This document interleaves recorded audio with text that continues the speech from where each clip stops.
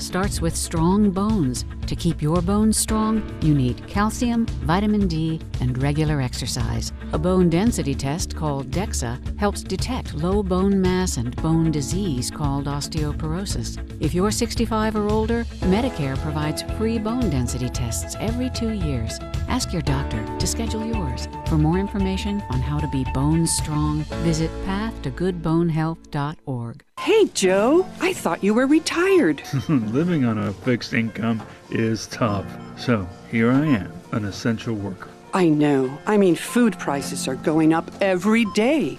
Thank goodness for benefitscheckup.org. Benefits what? benefitscheckup.org. It's a free website where people over 60 can find help to pay for food, medicine, even utilities. I got $1,200 a year in benefits. Maybe it can help you. Imagine a disease that affects more than 10 million Americans. More than AIDS, Parkinson's, ALS, MS, and muscular dystrophy combined. Yet few know its name. Some years ago, my mom was diagnosed with breast cancer. And after surgery, she developed lymphedema, LE, a cruel and chronic disease affecting 10 million Americans that occurs when the lymphatic system is compromised, leaving one with a lifetime of severe swelling and pain. What we found out later is its severity might have been lessened or possibly even prevented if only we were better informed. That's why I'm urging anyone facing cancer treatment to get educated. Talk to your doctor. Make it part of your cancer conversation. And if you have LE, share your story. With patients and doctors working together, we can learn and live. Learn more at lymphaticnetwork.org. We are real sports talk. Sports 56 WHBQ. Available on your radio dial at 560 AM and 98.5 FM, as well as around the world online at sports56whbq.com. Take us with you everywhere by downloading the Sports 56 app. And at home, just say, Alexa, play Sports 56. Wherever you are, stay tuned in to Real Sports Talk. Sports 56 and 98.5 FM. We are Sports 56, WHBQ Memphis, and W253DF Memphis, Flynn Broadcasting Stations. It's time to get up and get your day started. Morant. Oh! A jawbreaker! It's Sports 56 Mornings with Greg Gaston and Eli Savoy on Sports 56 and 98.5 FM. The first hour of Sports 56 Mornings is brought to you by East Memphis Ace Hardware at the corner of White Station and Quince. Now, here are your hosts, Greg and Eli. They get up every morning from the alarm clocks, warning, take the 8:15 into the city. Greetings and salutations, you early risers. Welcome into Sports 56 Mornings. And welcome to November. It's the Wednesday, November 1st, 2023 edition. Hope you had a fantastic Halloween. Greg Gaston, Eli Savoy, Zach Boyd with you from the Family Leisure Studios. Family Leisure, their overstock sale continues. Great deals on all their inventory. Check it out at 2120 Whitten Road, just north of I-40. And as Mr. Announcer Man said, first hour of the program is brought to you by East Memphis Ace Hardware. If you are early risers like we are and you're getting your day going here in just a few moments, you're heading out of your house, your apartment, whatever the case may be, it's cold. 30 degrees right now, but it is clear. Clear skies, 30 degrees, however, it feels like 26. Today we're talking about intervals of clouds and sunshine with a high of only 50. Rain chance low at 10%. Tonight a few clouds with a low of 33. Tomorrow mostly sunny skies, getting a little warmer at 59 degrees. It will warm up by the end of the week, but that freeze warning is still in effect until 9 o'clock this morning. Coming up on the program today, we'll talk about the college football playoff rankings, which came out for the first week last night. We'll go over that. From the NFL, a firing that took place overnight with a head coach and a general manager from, yes, the same team. We will discuss that on the program, plus yesterday's NFL trade deadline who made some moves. The World Series now in Texas's control as the Rangers win. They go up 3-1, continue to win on the road. They pound out an 11-6 victory. We will discuss that. And the Grizzlies go for their first win of the year tonight as they will play in Salt Lake City against the Utah Jazz. David Johnson will join us at 8:05 to talk all things Ole Miss. The Rebels getting set for a battle with Texas A&M on the gridiron. And the basketball team is about ready to get going. The Chris Beard era will begin. We'll talk to David about that. Jerry Palm at 8:25, mostly on college football, may squeeze in a little college basketball. And then at 9:05, DeMichael Cole on the Grizzlies, followed by at 9:30, 5 favorite things, your 5 favorite Michael Jackson songs of all time. And that could be MJ solo, MJ from his days with the Jackson 5 and then with the Jacksons. It doesn't matter. Get your list together and send them in via the Sports 56 listener line by texting in at 901-360-8255 or send it via Twitter, Facebook, YouTube, or to the website sportsmemphis.com. That's your lineup for today. Good morning. Good morning. It is chilly out there. Very chilly. It's a good thing. All I had to do was go from the car to the station.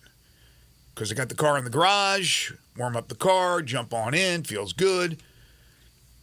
Get to the station, little walk outside.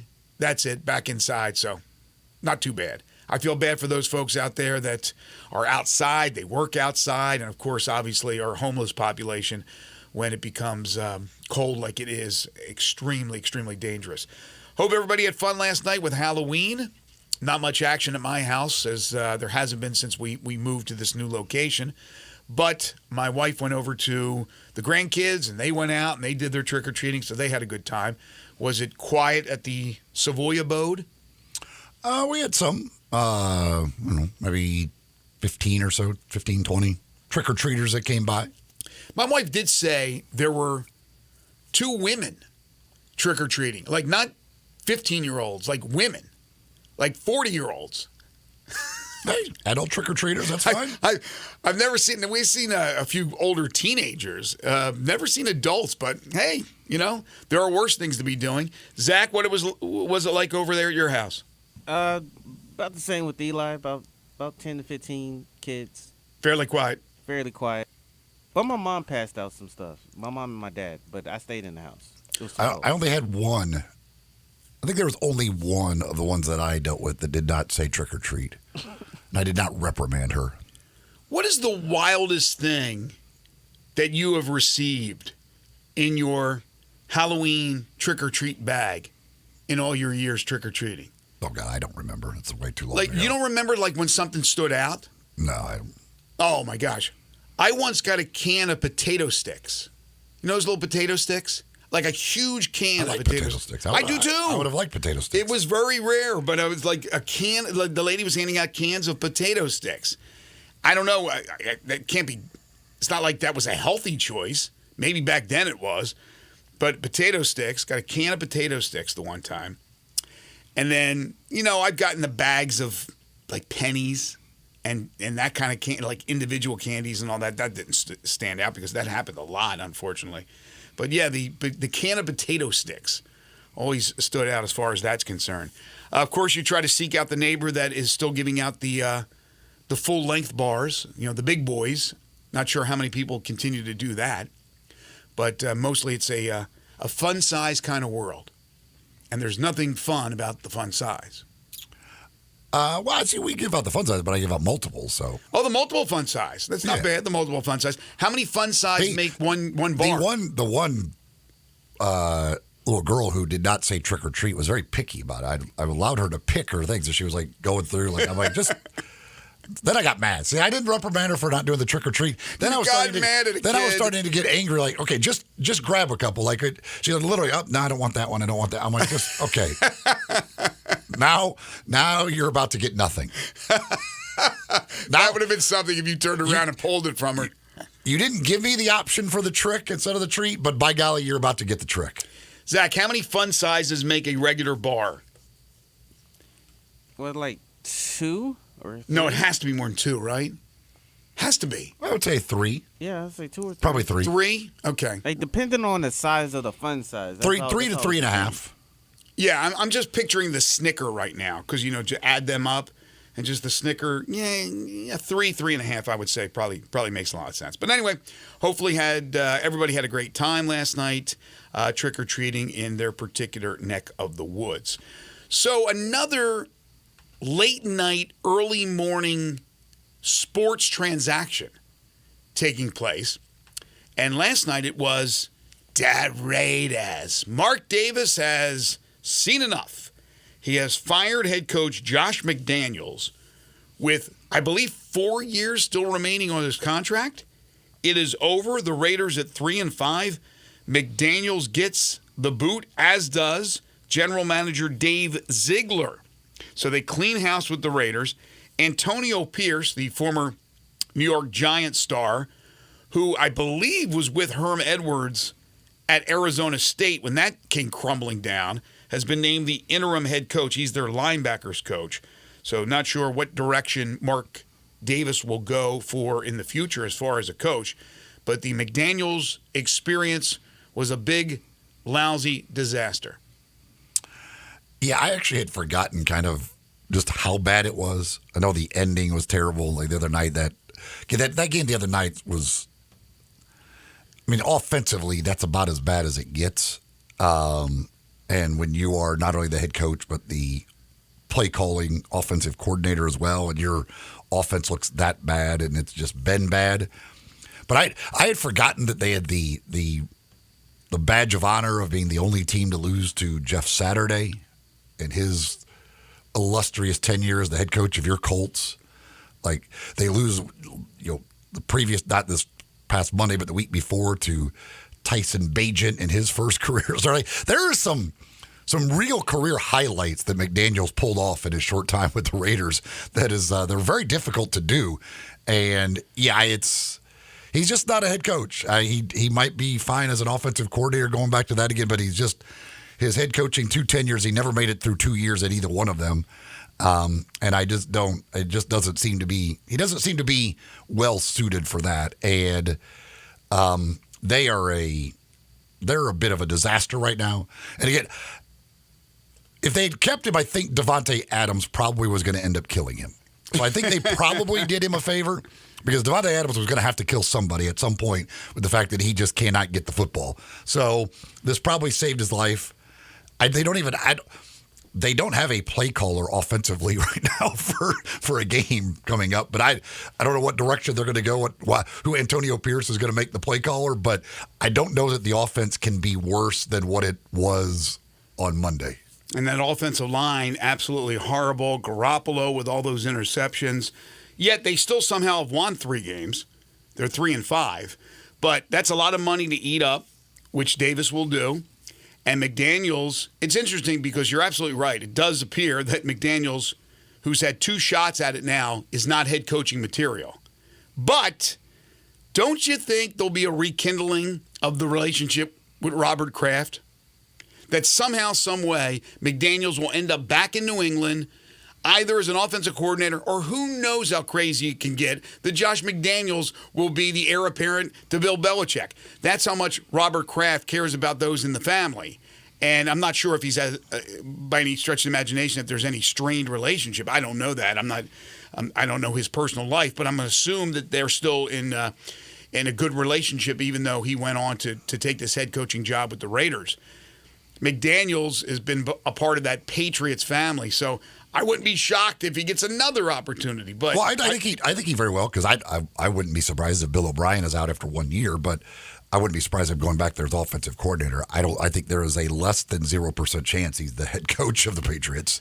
Yes, but don't you think if he goes back as offensive coordinator, Belichick stays another 2 years, 3 years tops, and he straightens it out offensively? It's like, give McDaniels the keys to the car. I still see that as a possibility. But he has, again, had 2 opportunities. Give some other coaches out there waiting in the wings an opportunity to become head coaches to see if they can sink or swim. As far as where the Raiders go from here, I have no idea. Is there somebody at the college level that you could be looking at? Or is there somebody... There's one really big one at the college level who's got some issues going on right now. Harbaugh. Harbaugh is going to be. I think we all agree, right? Harbaugh will be back in the NFL sooner than later, right? As long as that opportunity is there. I think there's a good chance he runs as far as he can from college football in the very near future, yes. Do you think that possibly there's been discussions behind closed doors? I have no idea about that, but I wonder if Davis has a relationship with Harbaugh somehow, some way, or at least his representatives. Well, I think Harbaugh was he with the Raiders or did something for the Raiders, I think, at some point. But, I mean, it's I know Raider Corey wants Jim Harbaugh a lot, and he's obviously a huge Raider fan. He would love to have Jim Harbaugh. But, I mean, as the college version of Spygate continues to spiral further and further out of control, and we see now, that dude... That guy was everywhere. He had you know about having no shame and just not caring whatsoever about the rules. Like this. But what's the cat's name again? What's the guy's name that was at all the games? Connor Stallions. Yeah, I love the name. I mean, is that his porn name, by the way? Connor Stallions. Connor Stallions. I mean, the dude is, now we believe he's on the sideline wearing the gear of Central Michigan and spying on Michigan State. It's just, he just has no conscience whatsoever. Just, you talk about blatantly breaking rules and having no care in the world. That dude is insane. You're right. He does not have a care in the world about breaking rules. It's water off his back. As far as Connor Stallions, it's interesting. When somebody had posted that picture, I commented on it, and then about 10 minutes later, I wondered, wait a minute, is this like photoshopped? Maybe I got caught here. Is this a fake picture? But then everybody else was commenting on it as far as big national journalists and things of that nature. I go, no, I think this is a legit picture. And then so I questioned, okay, what? First of all, he's on the sidelines. Nobody notices that, like, who is this guy? He's in Central Michigan gear. Nobody, not one person questions that. He's got the dark glasses on. It's crazy.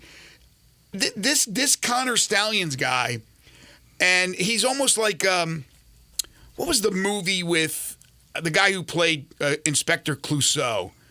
Peter Sellers, and he was like the man of like 1,000 faces or what, all disguises. That's what it seems like this guy is. Like all these disguises. Sometimes he goes as himself. Sometimes he goes as an assistant coach. He doesn't use disguise. He was in Central Michigan gear. No, but that's not a disguise. He was dressed as a Central Michigan staffer, for goodness sakes. Central Michigan. They should know who their own people are. You know how many people... Dude, there's 1 million people on a sideline at a game. You don't know every person on the Memphis sideline down there in Memphis gear. But I know the faces. I don't know all their names because I'm on the buses with them. I'm at the hotels with them. There's 1 million people that get sideline passes for games. There are early, like before games start, there's 1 billion people down there. 1 billion. Once the game starts, it weeds out, and you kind of know who's down there for the most part. Again, I don't know all the names, but I know all the faces, and I don't even work there. All I do is the game. So people that are around every single day. That dude in the picture was behind one of the coaches. I mean, I don't know how far behind the coach, but you could see him behind the coach with the headgear on. That means he's inside the coach's box. I don't go inside the coach's box. I stay on the outside. What's it, go up to the 30-yard line, 20-yard line? And then the rest in the middle, you can't go in there. This dude was in there. He was behind, but he was in there. So... I don't know. It is a crazy story, but you're right about Harbaugh. He doesn't give two craps about anything. Well, I don't know. I'm not saying it about Harbaugh. I don't know. I have no idea what Harbaugh knew or didn't know. No, I'm just saying Connor Stallions is the worst cheater in history because he just, like, you can't make it this obvious. Wait.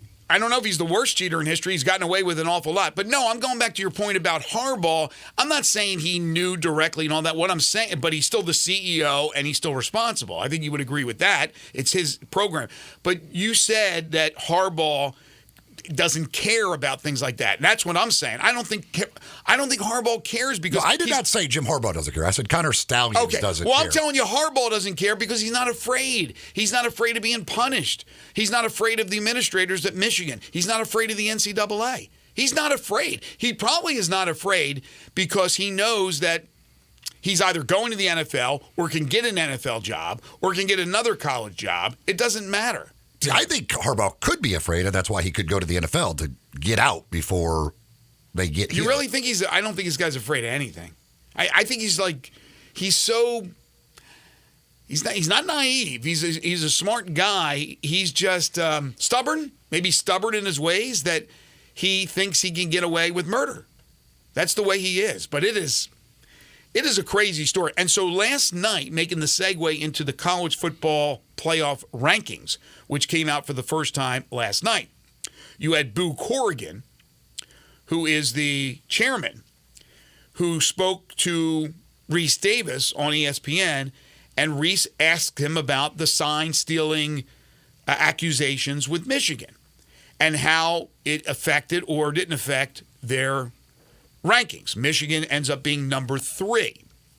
Boo Corrigan said, and I agree with Boo Corrigan, said this isn't our concern. We're looking at what teams are doing on the field, who they've played, how, if they've won games, how they've won those games, if they've had close calls. This is an NCAA issue, is what he said. This is not a college football issue. He's right about that. This is not on them. They can't be looking at things that may rub them the wrong way personally or think that Michigan's only good because they're stealing signs and things of that nature. They have to just act accordingly to what we've seen on the field. So Boo Corrigan, I thought, was right on with what he said. Yeah, no, that is what I'd said before. Like that they're not doing the investigation. The College Football Playoff Committee is not there to judge anything. They're there other than the teams, and until they're told that Michigan isn't eligible or whatever, they just look at what Michigan's done on the field. Right. That's all that matters to them. If eventually they're told that Michigan is not eligible, then they eliminate Michigan. But otherwise, they don't. They don't. It's not their job. They're not part of that investigation. Any of that stuff. So they can't try and make determinations about this stuff. I still maintain that Michigan should be banned from the postseason, but until the NCAA actually does that, the College Football Playoff Committee can only continue to rank the teams that are eligible, and right now Michigan is eligible to be a part of that. I would have no problem if they ended up banning them. Here's the thing. If they're going to do it, they shouldn't wait.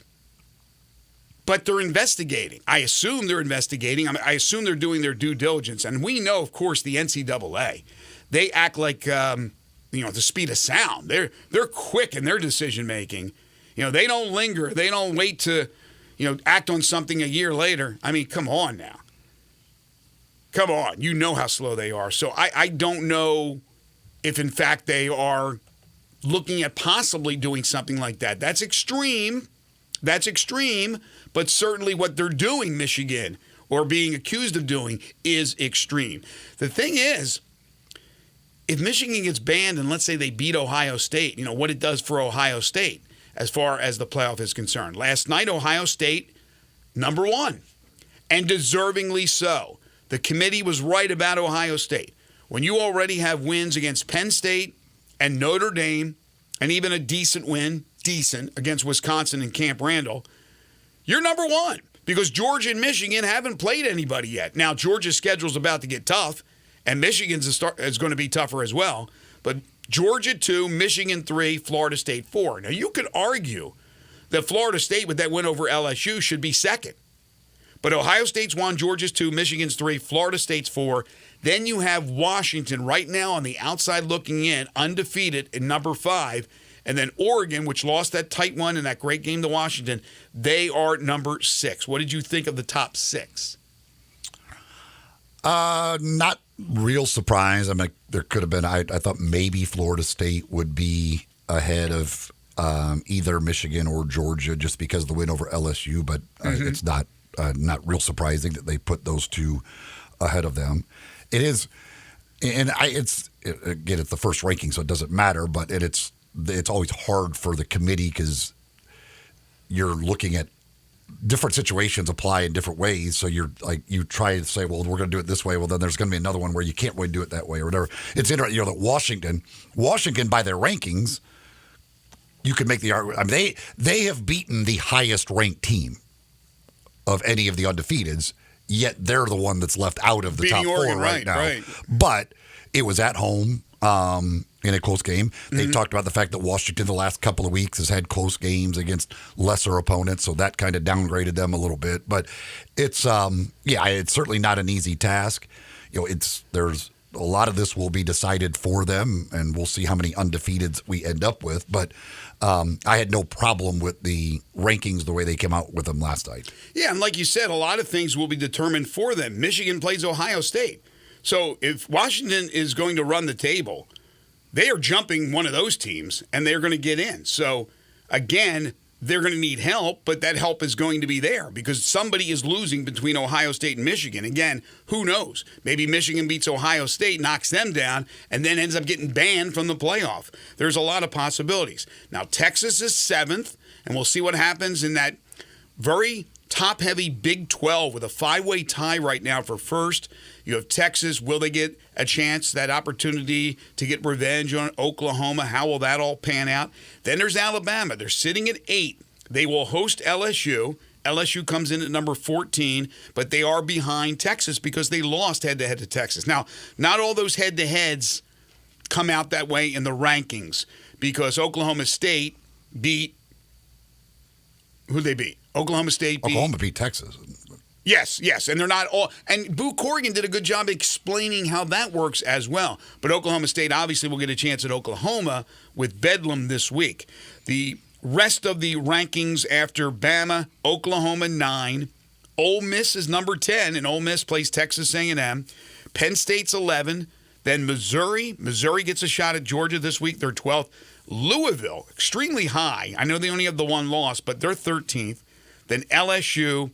And Notre Dame. Like, do you think really in a head-to-head game that Louisville's beaten LSU or Notre Dame? Well, they did beat Notre Dame. I'm sorry. Yeah, I'm going to go on a limb and say I'll predict Louisville would beat Notre Dame this year. I didn't mean to say that. Yes, they beat them. LSU.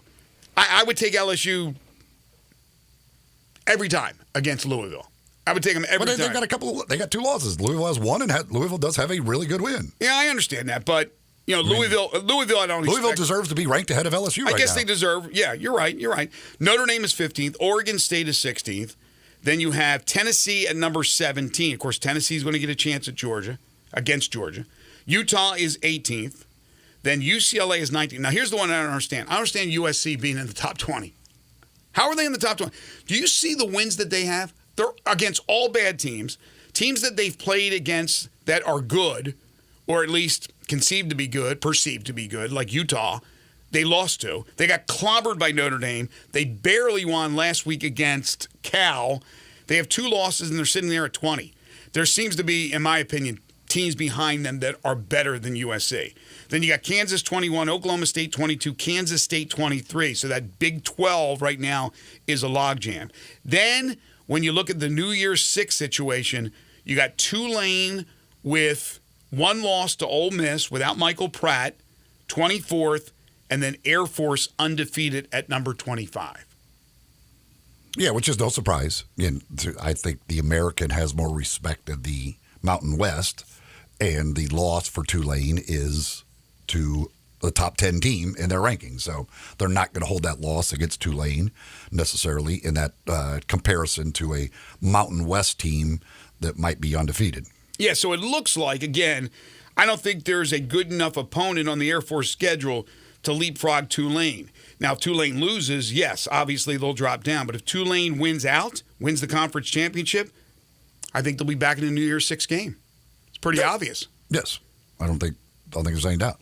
And the other thing, and I think it was Heather Dinich that talked about it. You could see that Florida State, now, unless they get a lot of help, Florida State better go undefeated because the ACC only has the one other ranked team in Louisville. Mm-hmm. And they don't play them in the regular season. They could get them in the championship game, but there's just not anything there on the schedule for Florida State remaining. And if you're at 4 right now, you're on the brink of Washington. Washington's going to play a lot better teams behind you. You better not stumble, because if you do, the ACC is probably not strong enough to get you in with 1 loss compared to other 1-loss teams around the country. Yeah, because you think that Michigan, Ohio State, the loser of that game, would be ahead of a 1-loss Florida State. Oregon with one loss and a revenge win over Washington would be more than likely ahead of Florida State, right? Washington with the one loss, if they lose, could still be ahead of Florida State. Texas could jump them. I mean, there's a lot of possibilities where Florida State with one loss, because it would be a relatively bad loss, could drop down big time. Yeah, they are pretty much, again, now teams could lose twice, all that stuff, but right now Florida State looks like you have to be undefeated to get in.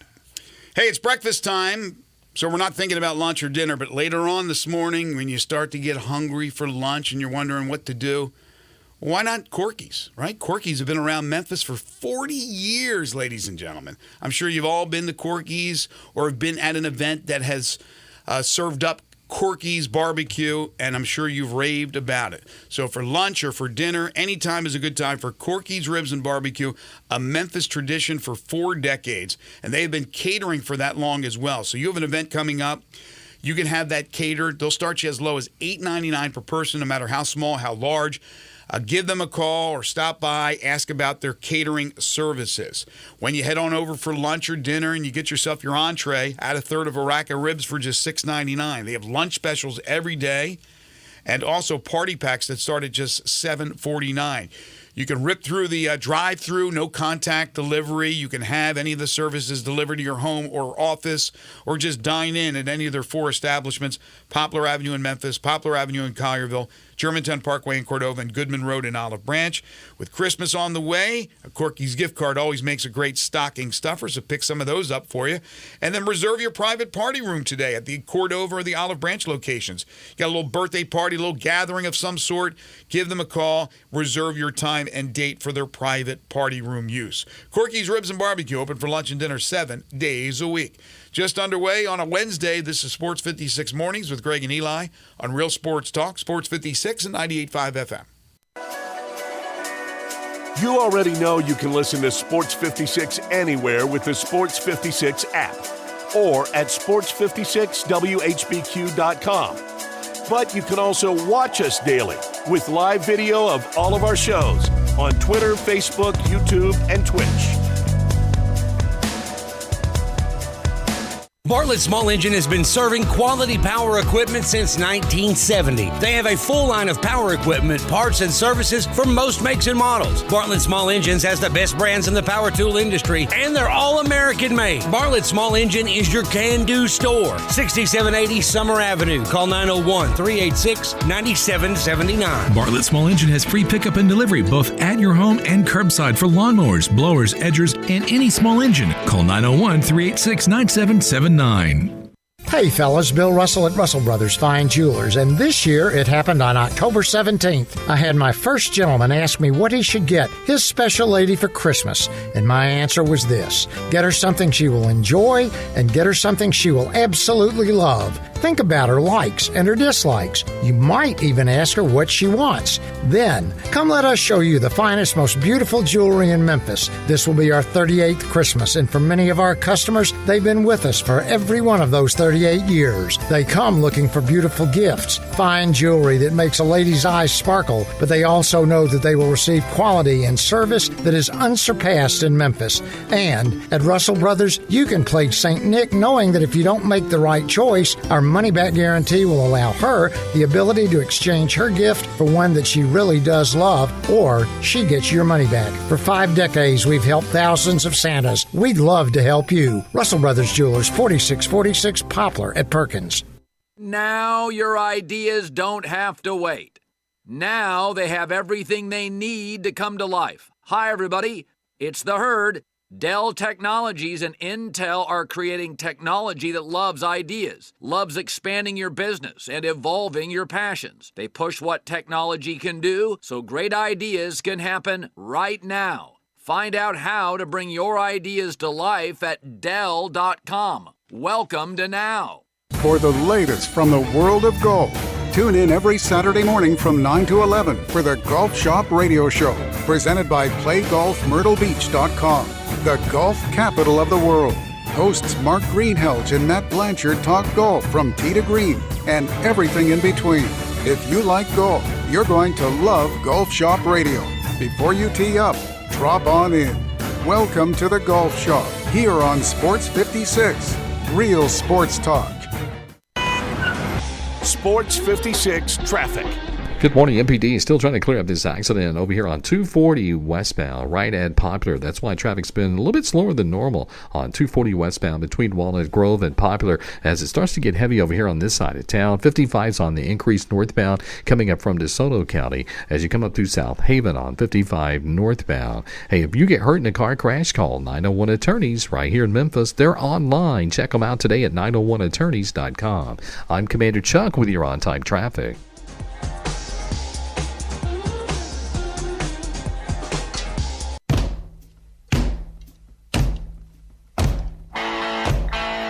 Now, back to Sports 56 Mornings on Sports 56 and 98.5 FM. This hour is brought to you by East Memphis Ace Hardware at the corner of White Station and Quince. Here once again are Greg Gaston and Eli Savoy.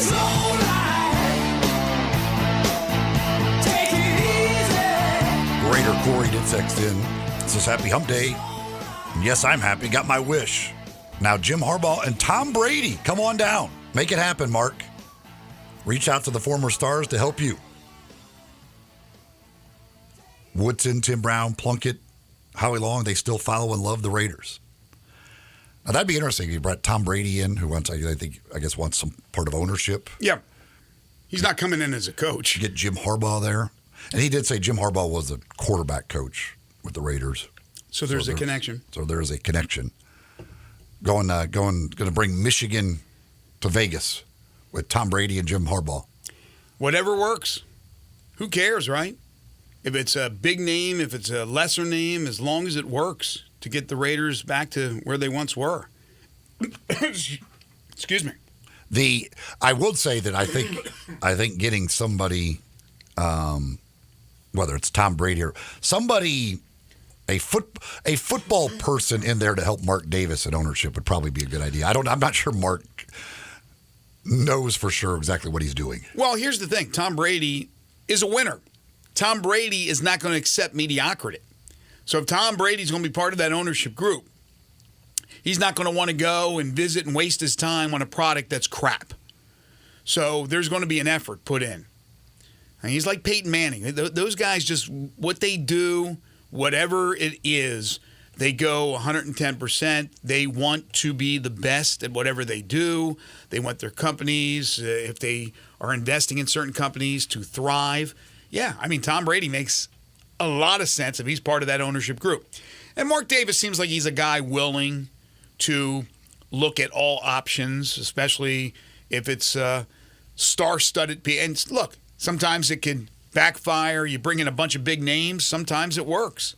So certainly they have a lot of options. Maybe they should hire Jeff Saturday. They had to be impressed by his performance against them last year.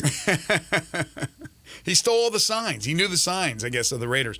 So a little bit after the trade deadline, Mark Davis makes a move with his head coach. As far as trades are concerned, Mark Davis clearly went as the Grim Reaper for Halloween. I think they announced it right at midnight. Yeah, I think so. Which is I don't know why you wait to announce that at midnight.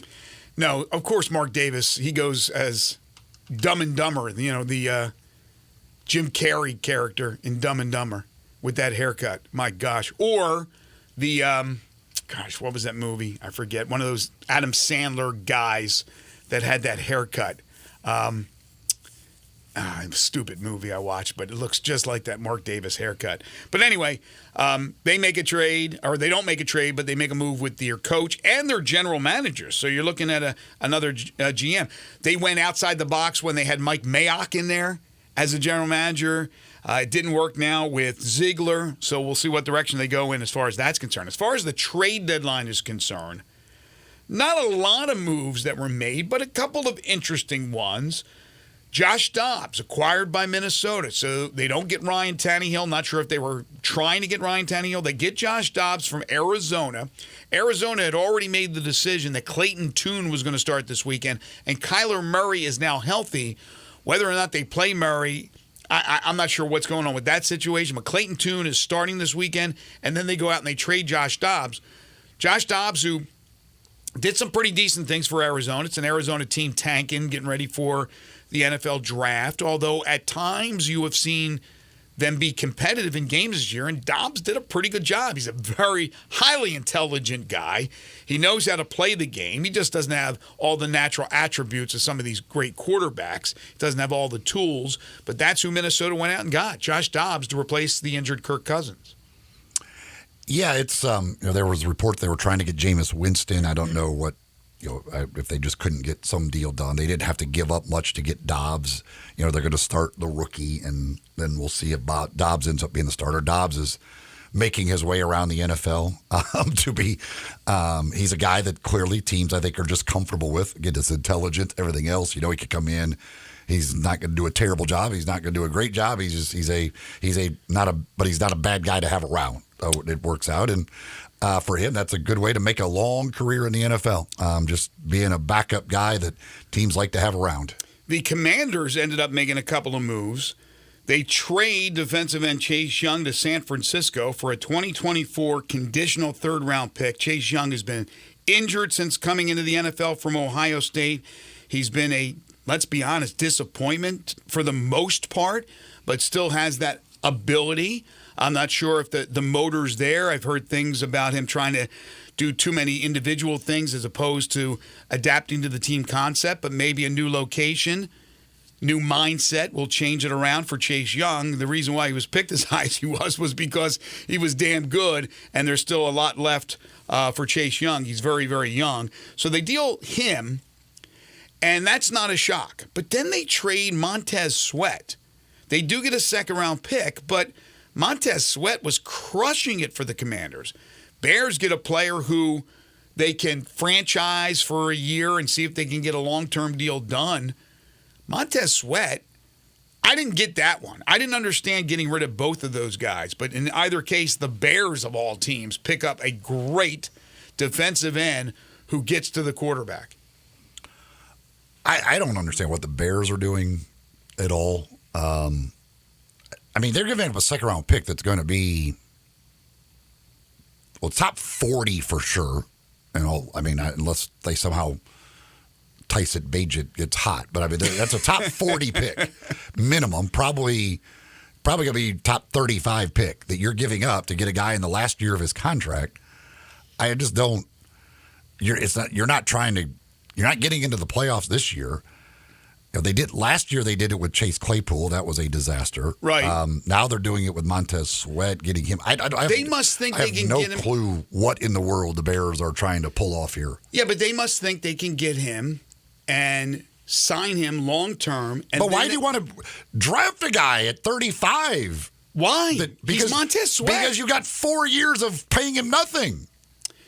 Now you're getting. You act like Montez Sweat is like the greatest defensive end in the league. He's good, but he's not that good. He's really good though, but he's gifted to them. Maybe money is not a problem with the Chicago Bears. Talent's certainly a problem with the Chicago Bears. I don't know. I'm looking at it in the other way with Washington. What are you going to do? You're going to take a really good pick in the second round, and you're probably going to use it on a defensive end. You just lost two of them. A cheap defensive end who you got for your rebuild. Okay, Montez Sweat and Chase Young are both going to be gone. Josh Harris just bought this team. He's not about to go cheap on this team. You have a guy right now who's proven. You don't know what you're bringing in the draft. They're rebuilding. They have to rebuild. Like, you got two guys in the last year of their contract. I completely understand their moves. And Chase Young's having a good year. The 49ers pass rush could be, if he stays healthy, goodness gracious, they are like, whew. Yeah, but he and Ron Rivera, according to reports, it just didn't work. He was doing too much solo stuff. He wasn't playing within the defensive team concept, and he was improvising and things of that nature. Then, of course, the health issues with him. I understand that deal, and I understand certainly San Francisco taking a shot with him. It's not much of a shot, right? But the Bears, I can understand the Bears move. And I can understand it from the Commander's perspective. But anyway, that was the meat of the trade deadline deals, was Washington trading away those 2 defensive ends. Browns signed running back Kenyon Drake, who's been kind of flopping around team to team. Bills signed running back Leonard Fournette for some insurance in the backfield, the former Tampa Bay Buccaneer and LSU star. Other than that, really not much else.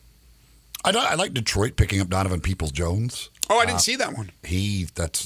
Marvin Jones Jr. is away right now. It's a personal things. Donovan Peoples-Jones had a good year last year. What did they give up for him?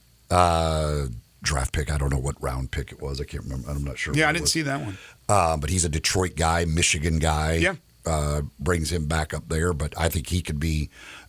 He could certainly help them. So, the Bills get Rasul Butler. They need defensive help with all the injuries they've got defensively. So that I think could help them as well, just because of all the issues they've got, and they need some defensive help. So there wasn't any of the big splash stuff. There was a lot of teams. The people that there was the talk of could Derrick Henry, all of that stuff get moved. None of the huge names went. More tinkering on the edges, but 49ers getting Chase Young. They already gotten the Randy Gregory move. They've now got him. They've got Bosa, of course. Mm-hmm. They've got those outstanding linebackers. They are not. The 49ers are all in for this. Like they are. They should be. They are going for it this year. Chase Young is probably a rental for the rest of this year. That's it. But they are absolutely all in for this season. Keep your defensive linemen fresh. When you have that kind of depth, just interchange those guys, and you're always got fresh pass rushers. Makes an awful lot of sense. It helps for them because they had 1 million draft picks. They got compensatory picks from last year that they've got. So they've got a lot of guys, or they had a lot of draft capital to deal from. This side of the program is brought to you by East Memphis Ace Hardware, located at the corner of Quince and White Station. You can go on by and see them over there at Quince and White Station for all your needs for those DIY projects around the house. They can take care of you. They've got the supplies you need, and they got the great staff to help you find exactly what it is that you need. Plus, they're a platinum dealer for the Big Green Egg, one of those here in town. That means they've got all the different eggs, all the different egg accessories as well that you could go by and check out at East Memphis Ace Hardware. Go to the corner of Quince and White Station. Don't be going to those big box stores. Go to the local. Go talk to the great folks over at East Memphis Ace Hardware. The Texas Rangers on the cusp of winning a World Series title. They go up 3-1 on the Arizona Diamondbacks after last night's win. We will discuss that when we return. And are the Grizzlies on the cusp of getting their first win? We'll talk some Grizzlies, Utah Jazz as well. This is Sports 56 Mornings with Greg and Eli on Real Sports Talk, Sports 56 and 98.5 FM. Join the voice of the Tigers, Dave Woloshin, for Wolo and Friends. Weekday mornings from 10 to 11 here on Sports 56 and 98.5 FM. I know we say it all the time. Bell Tavern, Memphis' perfect downtown bar, is not a sports bar. It's a bar that happens to have sports on the high-def TVs. You know what a great bar Bell Tavern is. You know how great the signature cocktails are. You know how amazing the food is. And all that is what makes Bell Tavern such a great bar. But what sports we have on those TVs this month? If you love college basketball, the NFL, the Grizzlies, and college football, well, for this month, you can pretend Bell Tavern is a sports bar. A very civilized sports bar. Roofs, roofs, and more roofs. Chris Price here with Metro Builders. Is your roof leaking? Do you have mold stains on the ceiling of your home or business? Is your carrier denying your claim or offering a repair simply because they don't have enough documentation? You need a contractor that performs work for insurance claims for policyholders each and every day, and Metro Builders is here to assist. Call Metro Builders. At Metro Builders, we provide free estimates, consultation, and claim repairs. Metro Builders' process of arriving, inspecting, diagnosing problems, and estimating is second to none, commercial and residential. Our team of Hague-certified technicians are standing by to assist you with providing estimates and photos to your carrier to document your loss. All you owe is what your policy states. No large fees on top of the final scope. We use high-grade materials and are certified by companies like Atlas, CertainTeed, Owens Corning, and Mulehide with labor warranties up to 50 years on all of our jobs. Metro Builders provides roof repairs across the Mid-South. Call Metro Builders to schedule your inspection free. Call me. 901-375-1717. That's 901-375-1717. Want to play a private country club but only pay daily greens fees? Meadowbrook Country Club in West Memphis is your place. You can now play a beautiful, challenging course for only $59 plus tax, including cards. Meadowbrook Country Club features champion Bermuda greens and now is available to everyone. A membership is only $350 per month and includes tennis, pickleball, and swimming, plus a great restaurant and bar. Golf Pro Mark can even fix you up with custom-made tricks on clubs. Call 870-394-4186 today for your Tuesday through Sunday tee time at Meadowbrook Country Club in West Memphis. Looking for your next car? Give Car Corner a try. Car Corner, located at 2653 Mount Moriah. They specialize in cars under $15,000. Bad credit? No problem at Car Corner. CarCornerMemphis.com. That's CarCornerMemphis.com. They even have cash cars under $7,000. That's Car Corner at 2653 Mount Moriah. CarCornerMemphis.com. Look for the building with the teal green roof. At Sissy's Log Cabin, you'll find only spectacular natural diamonds that will remain treasured for generations. That promise is now symbolized by the engraved Sissy signature and sapphire, representing our guarantee of extraordinary service, selection, experience, and quality. Stop by any of our stores or visit sissyslogcabin.com and experience the Sissy's promise for yourself. Find a jeweler for a lifetime, only at Sissy's Log Cabin, because life's too short for ordinary jewelry. Now, back to Sports 56 Mornings on Sports 56 and 98.5 FM. This hour is brought to you by East Memphis Ace Hardware at the corner of White Station and Quince. Here once again are Greg Gaston and Eli Savoy. Everybody's working for the weekend. The Arizona Diamondbacks are in trouble in the World Series. Last night, at home again, they lose to the Rangers. That game was over before it started. Texas was up 11-1. Give credit to Arizona. They made it interesting with late runs in the 8th and the 9th, but they lose 11-7. And now Texas has a commanding 3-1 lead. They can win it all on foreign soil, if you will, if they win tonight. If not, then they'd go back to Arlington, having to win only one of the final two. Corey Seager hit yet another home run. He has hit 3 home runs. What's that? 3 straight games, too, isn't it? Or 3 out of 4? 3 out of 4, I believe. Yeah, because the game they lost 9-1. He did out. That's right. So 3 home runs for Corey Seager. Marcus Semien had a huge game. 2-run triple, 3-run home run. He knocks in 5. And even though they did get bad news before the game, Adolis Garcia, Max Scherzer taken off the Rangers roster due to injury. That means they are ineligible to play the rest of the World Series. But either way, 3-1, Texas in total command. Yeah, the old bullpen game did not go well for the Diamondbacks. It's so weird to me that in a World Series game, these teams are going with a bullpen game. Right. I don't know. It's just the current way of Major League Baseball, but that is because you're just the idea that 7, 8, 9 pitchers are all going to have their best stuff. Like you're going to run into some guys who don't have it that day. I grew up, there were 5-man rotations. Starting pitchers pitched until they couldn't pitch anymore, and then you'd bring in the fireman coming in the 9th inning with a man on, 2 outs, got the save, and that was it. There were 5-man rotations.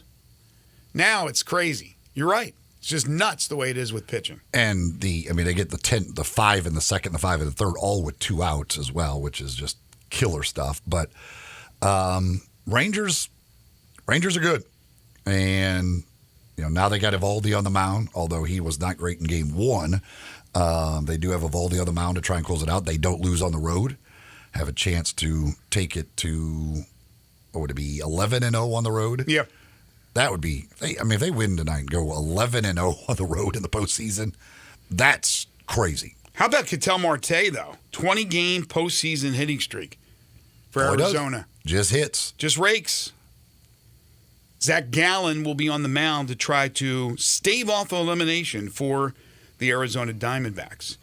In the meantime, while that's going on in the desert of Arizona, Salt Lake City not that far away from Phoenix. That's where the Memphis Grizzlies will be as they begin a 3-game road trip. They will take on the Utah Jazz, still looking for that first win. Injury report, Santi Aldama will be out again with an ankle sprain.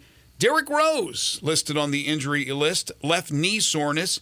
He will not go, but Luke Kennard not listed on the injury list. That means he is out of concussion protocol, and Luke Kennard will be available for the Grizzlies, and they will need him. This is a Utah team that is 1-3. They're okay. I would not be surprised if the Grizzlies got their first win against the Utah Jazz, but they have talent. Certainly picked up John Collins in the offseason from Atlanta. They have Lauri Markkanen. They have Colin Sexton and Walker Kessler and others that certainly are capable of putting together a big offensive night. But the Grizzlies, after this one, go to Portland for 2. So getting Kennard back is at least a positive step. Yeah.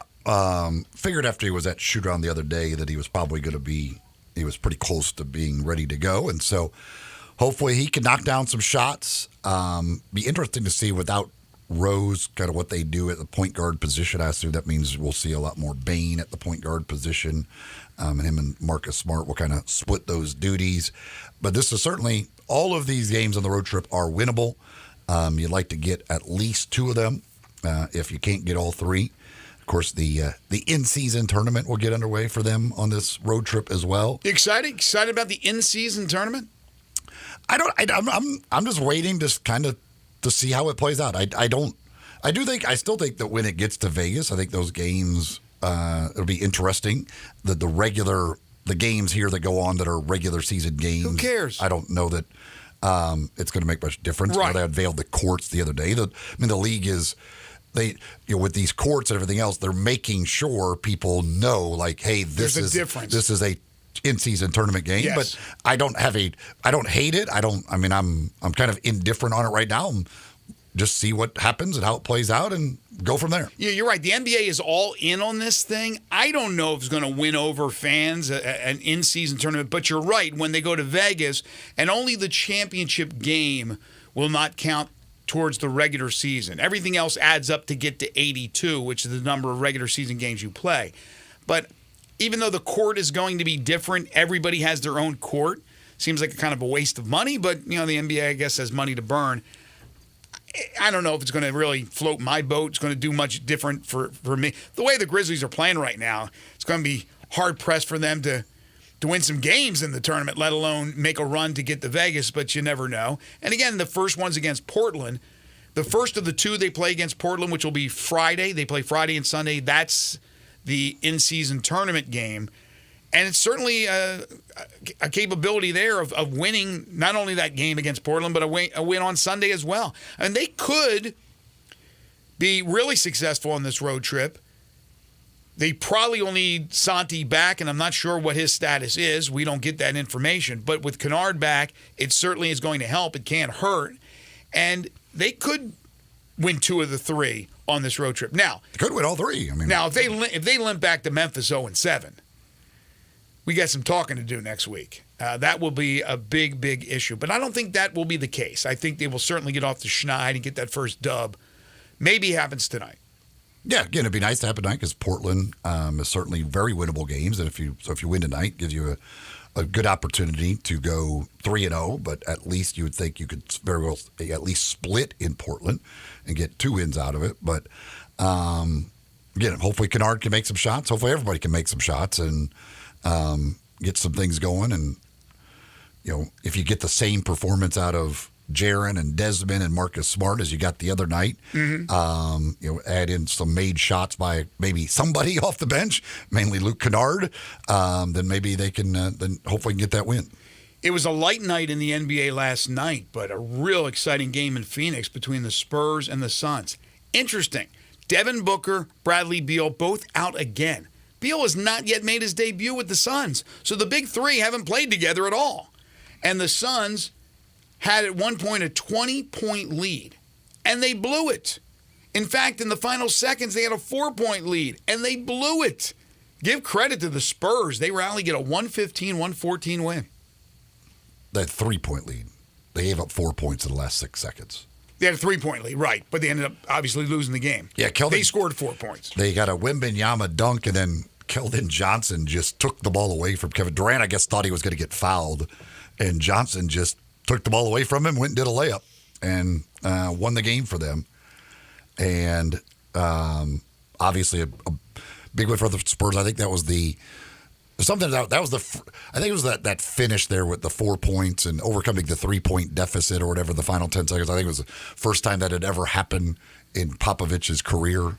Oh, really? Like that. Like it was something that of that finish that was the first time that it had ever happened for a Greg Popovich coach team, which there's been a few games there. There's been a few games in the days of Greg Popovich coaching the San Antonio Spurs. He's been around. Was it a 99.9% probability from the ESPN numbers that the Suns were going to win? I would guess they had a 99 up by 3 with under 10 seconds to go, and the basketball. Or no, they didn't have the basketball. Spurs had the basketball, but I would guess there was probably maybe not 99%, but a high percentage, but a pretty good high percentage. As far as Victor Wembanyama is concerned, 28 minutes. 18 points, 6 of 12 from the field, 2 of 6 from 3, 4 of 5 free throws, 8 rebounds. He had an assist, 4 blocks, did turn it over 5 times, committed 3 fouls, but the dude's the dude. And did you see his outfit coming into the game? I did. That was really cool. Who was he? What was it? The Slim Reaper? Is that the character? Do you know that? Slender Man. That was scary. If I saw that guy walking around, I would run for the hills, man. As big as he is in that outfit, that was good stuff. And then he goes out there, plays a heck of a game. Johnson leading the way for San Antonio. I really like Keldon's game. He had 27 points in the Spurs win. All right, we'll take a timeout. Hour 1 in the books. Hour 2 coming up on this Hump Day edition of the program. We will open up talking some Ole Miss football and basketball with David Johnson, who covers Ole Miss for 247 Sports and CBS Sports. He's next.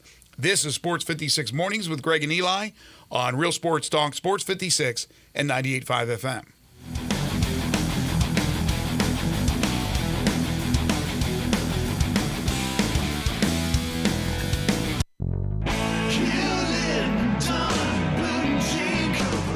Hewlett & Dunn Boot and Clothing Company, we have it all. From handmade Amish leather belts, fine and casual clothing, boots, casual boots, work boots, fancy boots, and even safety-toed boots. Lots of cowboy hats to choose from, even Nebo lights, good-looking duck head dress shirts, duck head caps, shorts, and pants. Tons of jeans from Ariat, Wrangler, Devil Dog, and Kimes Ranch jeans. At Hewlett & Dunn, we have a great selection of Old South T-shirts and caps. Fine clothing from dress to casual to Sunday best. Enjoy choosing from UFO's orthopedic-approved shoes. Hewlett & Dunn Boot and Clothing Company. Boots of every size, every color, every skin. Great quality Western, work, and safety toe boots. Hewlett & Dunn Boots and Clothing Company. 111 North Center Street, Collierville. Hewlett & Dunn. Hewlett & Dunn, serving you and your family since 1961. Score early this NFL season with FanDuel, America's #1 sportsbook. Right now, new customers get $150 in bonus bets with any winning $5 moneyline bet. That's $150 if your team wins. If you've been thinking about joining FanDuel, there's no better time to get in on the action. The app is so easy to use. There's a wide range of betting options, spreads, player props, over-unders, and more.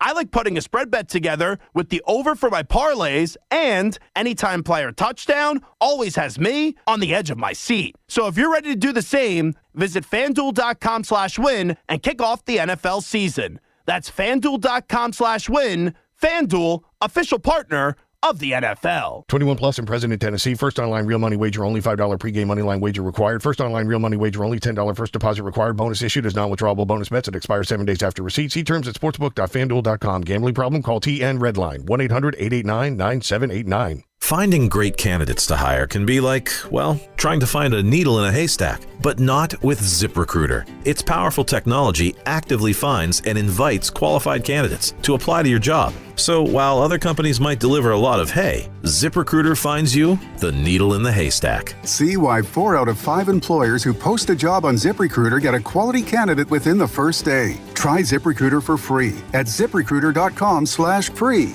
That's ZipRecruiter.com/free.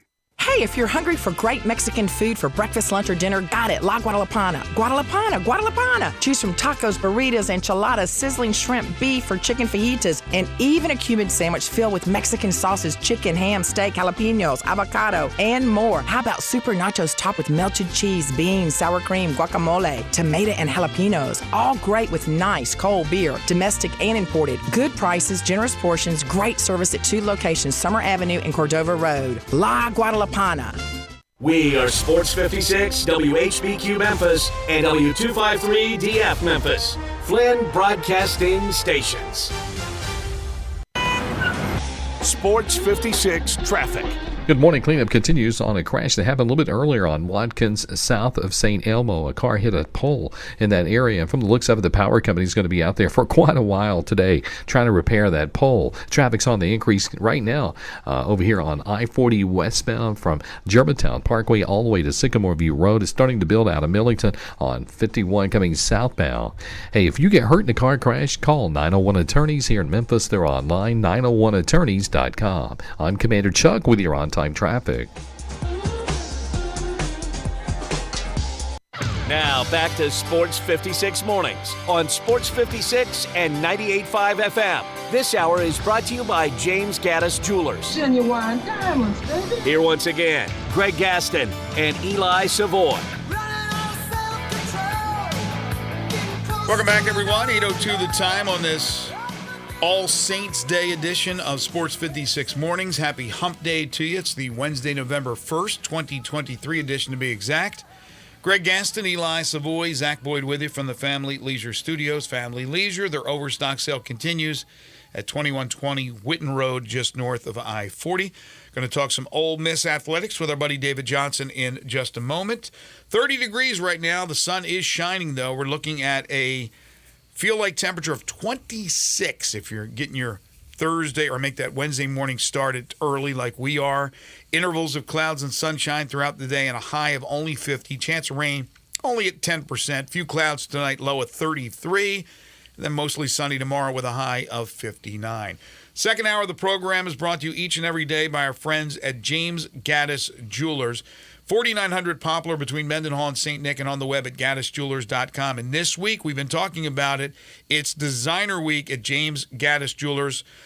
Many of their favorite designers' unique creations discounted up to 50%. If you're looking to buy a loved one some jewelry for the holidays, this is the time to take advantage of it over at James Gaddis Jewelers. Again, discounted up to 50% for all their designers. And check this out. If you purchase a designer item, they'll enter you into a drawing for a pair of beautiful 1-carat lab-grown diamond stud earrings. Again, that's just for purchasing anything from the designers that are on display at James Gaddis Jewelers. You will get an entry into that drawing for that beautiful pair of diamond stud earrings. It's a unique opportunity to explore the exceptional craftsmanship and the artistry of these designers while taking advantage of significant savings. So take advantage of Designer Week at James Gaddis Jewelers, 4900 Poplar between Mendenhall and St. Nick, on the web at gaddisjewelers.com. As promised, time to talk a little Ole Miss Rebels. We do so with David Johnson. He covers Ole Miss for 24/7 Sports and CBS Sports. You can follow him on Twitter at Rebels247. David joining us now on Sports 56 Mornings. Hey, David, how are you? Hey, guys. How are you? Doing fantastic. So 7-1 going into the A&M game, and then that'll be followed by the big battle with Georgia. As you look back at your preseason predictions, and we had you on the program, did you expect 7-1 through 8 games? What were your expectations as opposed to what reality is? No, I probably, through the first 8, probably expected Ole Miss to probably be 6-2. They have exceeded my expectations back in the preseason. There's no doubt about it. Ranked 10th in the college football playoff polls, and I think there's a real pathway for Ole Miss to crack into the top 4. I could see that happening. Of course, it all starts with you got to win every single game left on your schedule. Not going to be an easy one with Texas A&M this weekend, but then everything's on the line November 11th when they're in Athens to play Georgia. And, From that point forward, it's Louisiana Monroe at home and the Egg Bowl in Starkville. Ole Miss should be favored in both of those games. So run the table, finish 11-1. Your only loss is to Alabama, and you absolutely own arguably the most impressive victory in college football this season if you can beat Georgia in Athens. So there's a way for Ole Miss to crack into the top 4 regardless of what happens. Then Ohio State and Michigan still have to play one another. One of those teams, they're going to take a hit. And whether or not Ole Miss gets enough credit for beating the Georgia Bulldogs to pass the loser of that, is up to the playoff rankings committee. But, I do see a way for them to get there. But they'll need LSU to beat Alabama. Yeah, you want that to happen, and that's another domino that could fall in your direction. But, I think there's a scenario where Ole Miss doesn't have to have LSU beat Alabama, and they could possibly still get in the playoffs, and that's win out. Alabama wins out. Georgia beats Alabama convincingly in the SEC title game, and you're still sitting there 11-1 with the most impressive victory in college football, really in the last 3 seasons. Mm-hmm. Yeah. Okay. Yeah, there's if you win at Georgia, that's going to go a long way, especially if they then continue to go on and win the SEC championship. No doubt about it. That would be. Yeah, and what we don't know is in the mind of the committee how much they weight that game. I mean, we don't know. So we'll all wait and see on I guess what is it, November 13th when that week's poll comes out. But first business first, they've got to beat Texas A&M Saturday, and that's not going to be easy. Yeah, this is a Texas A&M team that has it's been disappointing, but defensively they can get after the quarterback. They do a lot of things as far as that is concerned. How do you kind of view this matchup and how this will play out against Texas A&M? Yeah, I think it's going to be a slugfest. I really do. And you're exactly right. When you look at A&M, you look at the defense first. And, Lane said it earlier this week. It's like playing a team with an NFL roster. Offensively, they keep tripping over themselves. But defensively, they're as good as anybody in the SEC. So, I do think Ole Miss is capable of winning this game, and I think they will win this game. But, I don't think it's going to be a runaway score or anything like that. I mean, I think you're looking at a good old-fashioned SEC slugfest. Pete Golding's got the Ole Miss defense playing well, too. So, I'm looking at 24-17, 24-20, something like that. I was going to ask you about that Ole Miss defense because I was down there for the LSU game where there was no defense played on either side, basically, in that game. Yeah. But where do you feel this defense is now under Golding?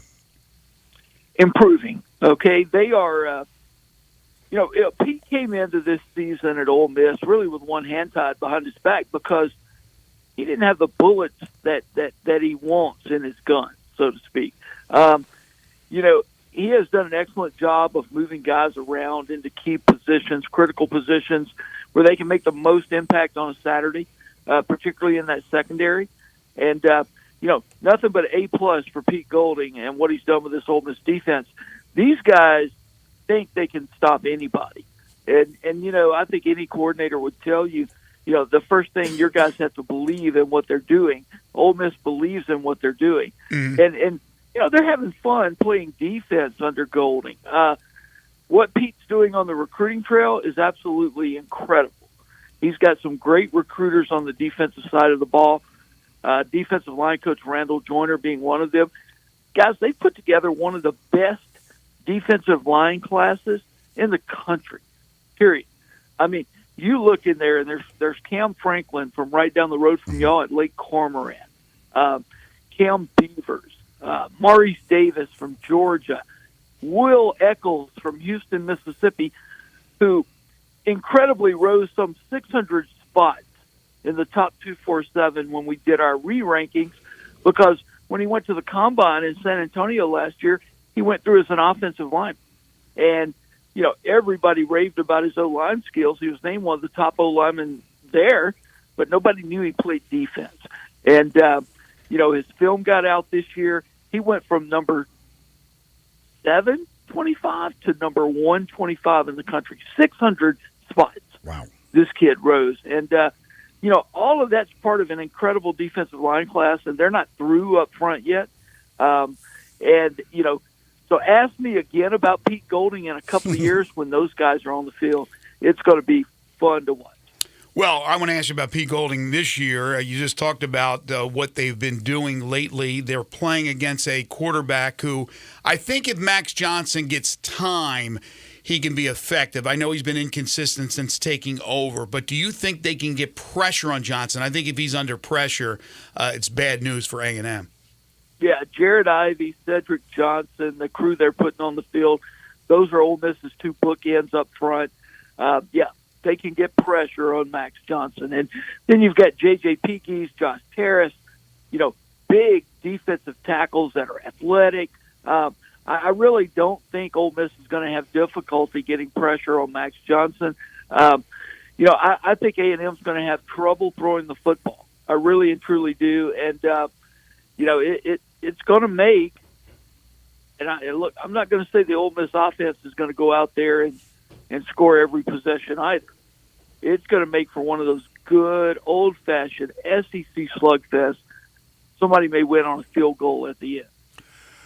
It was a slow start to the year for Quinshon Judkins in the non-conference, but he's gotten it going in conference play. What's been the difference there? Yeah, I think a little bit of tweaking up front on the offensive line. And there was a week after the Alabama loss that, I think Lane Kiffin and John Garrison, the O-line coach, really took it to their guys and really challenged them. And they've responded. And, it's better play up front. That's what, you give Quinshon a little bit of daylight to get going, and you see what happens.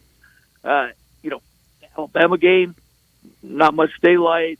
The front of the season, not much daylight. That offensive line has been charged up by the coaching staff, and they're playing much better football.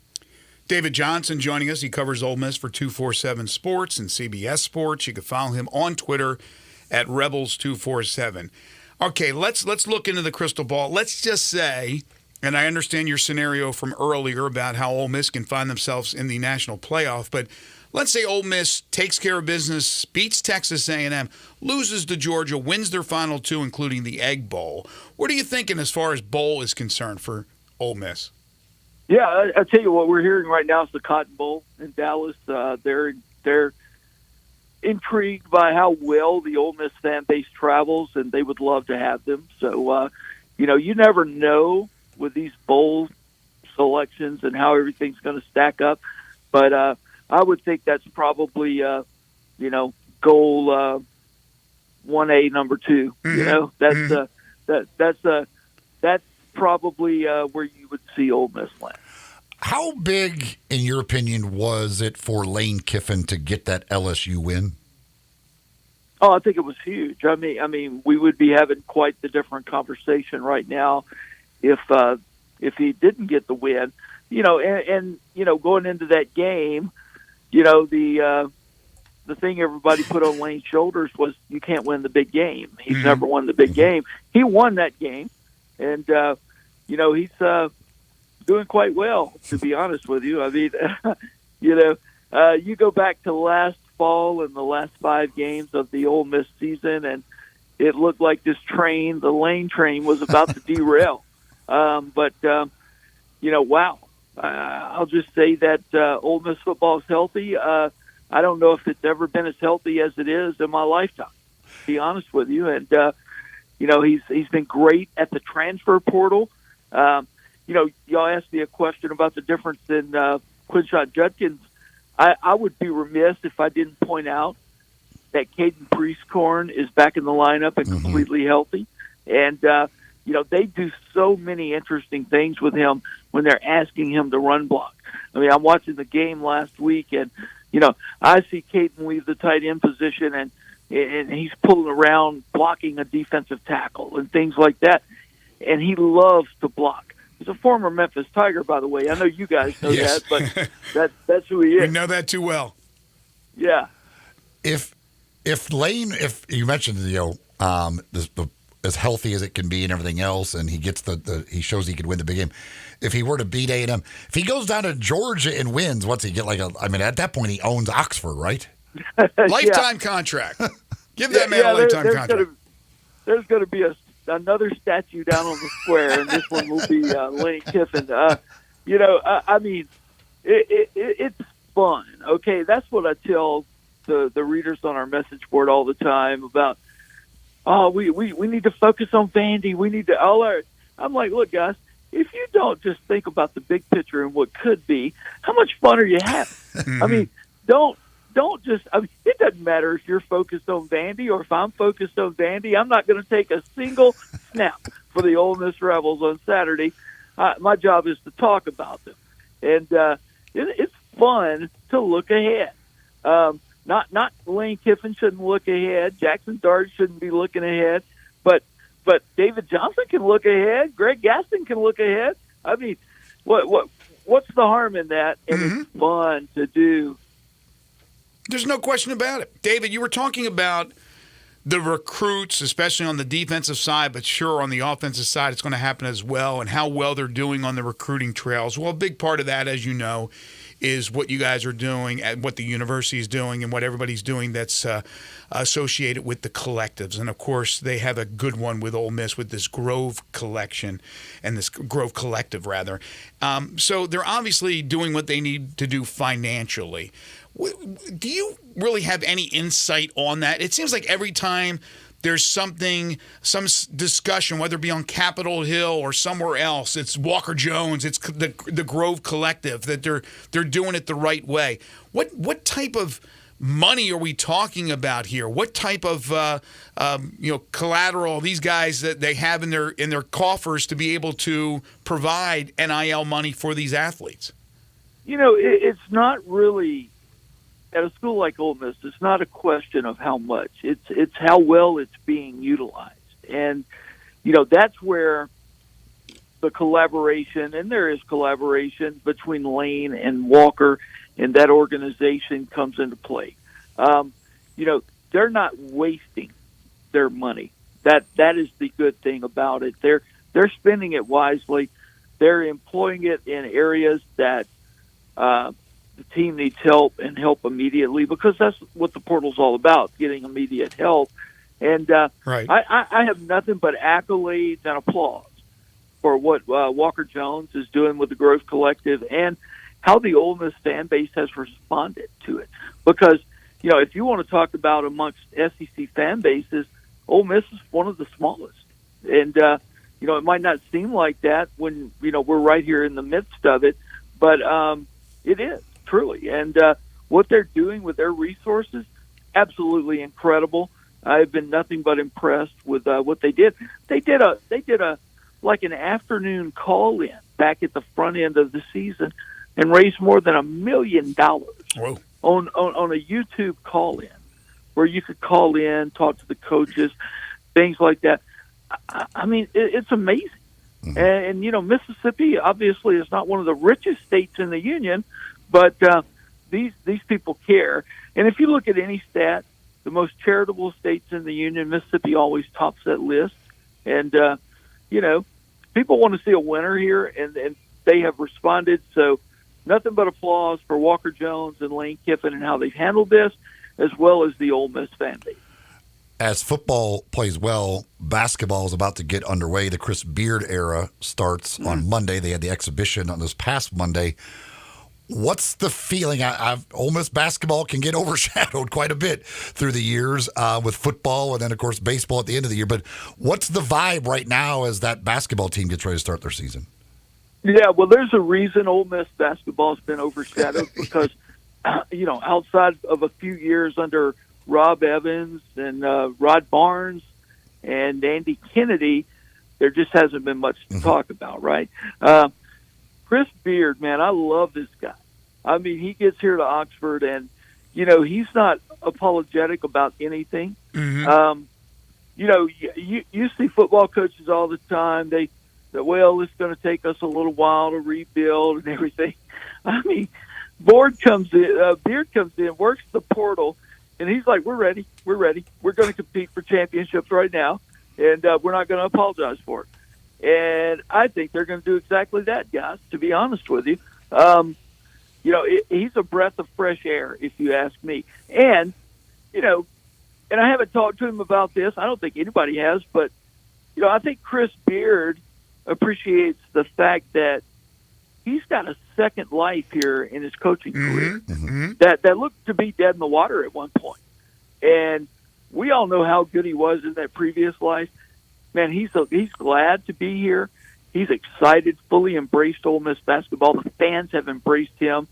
This is going to be an unbelievable men's basketball year. They may not have the talent to go, 3 rounds into the NCAA tournament, but I'll say here right now in front of everybody on Sports 56, on WHBQ, this will be an Ole Miss team that will be in the NCAA tournament at season's end. Wow. They're going to make the tournament. And, of course, once again, Memphis and Ole Miss will battle on the hardwood early in the season, and that should be a heck of a game. And I'll tell you what, if you can't appreciate getting that second opportunity, then there's a problem. We certainly know that Chris Beard is very happy, he's gracious, and that's the most important thing, as he appreciates getting the second opportunity. So I think you're right, David. I think Ole Miss, not only this year, but really in the future, as long as Chris Beard is there, I think he's a really good X's and O's strategist type coach, and he's going to get the players. Ole Miss basketball will not be second-guessed anymore as far as overshadowed by what the football team is doing. So good times all around down in Oxford. He's David Johnson, and he covers Ole Miss for 247 Sports and CBS Sports, so check him out there. Follow him on Twitter at Rebels247. And, of course, David joining us periodically. We always appreciate your time, David. Thank you so much, my friend. All right, guys. Thanks for having me on. Take care. Fleet Feet, the place to go to get all your running gear. Go see the folks at Fleet Feet, either one of their 2 locations. East Memphis, that's in the Laurelwood Shopping Center. Out in Collierville, Poplar and Houston Levy. Next to the Hueys there, you go in, they take a look at the way you run or walk, and they fit you with shoes that are right for you. Plus, they have all the other gear, everything that you need. They've got it for you at Fleet Feet. They've even got advice for you. If you're training for a race or just getting started running and got questions, they're all runners. They'll answer those. They've got their group runs and other things. They sponsor a lot of races around town, things that you can get involved with. You can find them online at fleetfeetmemphis.com or on social media, keeping up to date with those things they've got going on and how you can get involved with those. But the 2 locations, Laurelwood Shopping Center in East Memphis and Poplar and Houston Levy out in Collierville, that's the 2 places to go find the folks at Fleet Feet. Connor O'Gara tweeting out that teams in the past that have been number 1 in the college football poll, the first week being the number 1 team in the college football poll since we went to that 14 playoff. 2014, Mississippi State missed the college football playoff. And in 2022, last year, Tennessee missed the college football playoff, being the number 1 team in the playoff in the 4 in the first week. We'll see what happens with Ohio State. 2015, Clemson lost in the national championship. 2016, Bama lost in the Natty. 2017, Georgia lost in the Natty. 2018, Bama lost in the Natty. 2019, Ohio State lost in the semis. Bama won the national title in 20. Georgia won the national title in 2021. We'll take a timeout. When we come back, Jerry Palm on the other side. Don't forget your 5 favorite things, your 5 favorite Michael Jackson songs. Get your lists in, 901-360-8255. Text them in or send them via Twitter, Facebook, YouTube, or to the website, sportsmemphis.com. We'll talk about that in our next hour. This is Sports 56 Mornings with Greg and Eli on Real Sports Talk, Sports 56 and 98.5 FM. Broadcasting from the Family Leisure Studio, we are Sports 56 and 98.5 FM.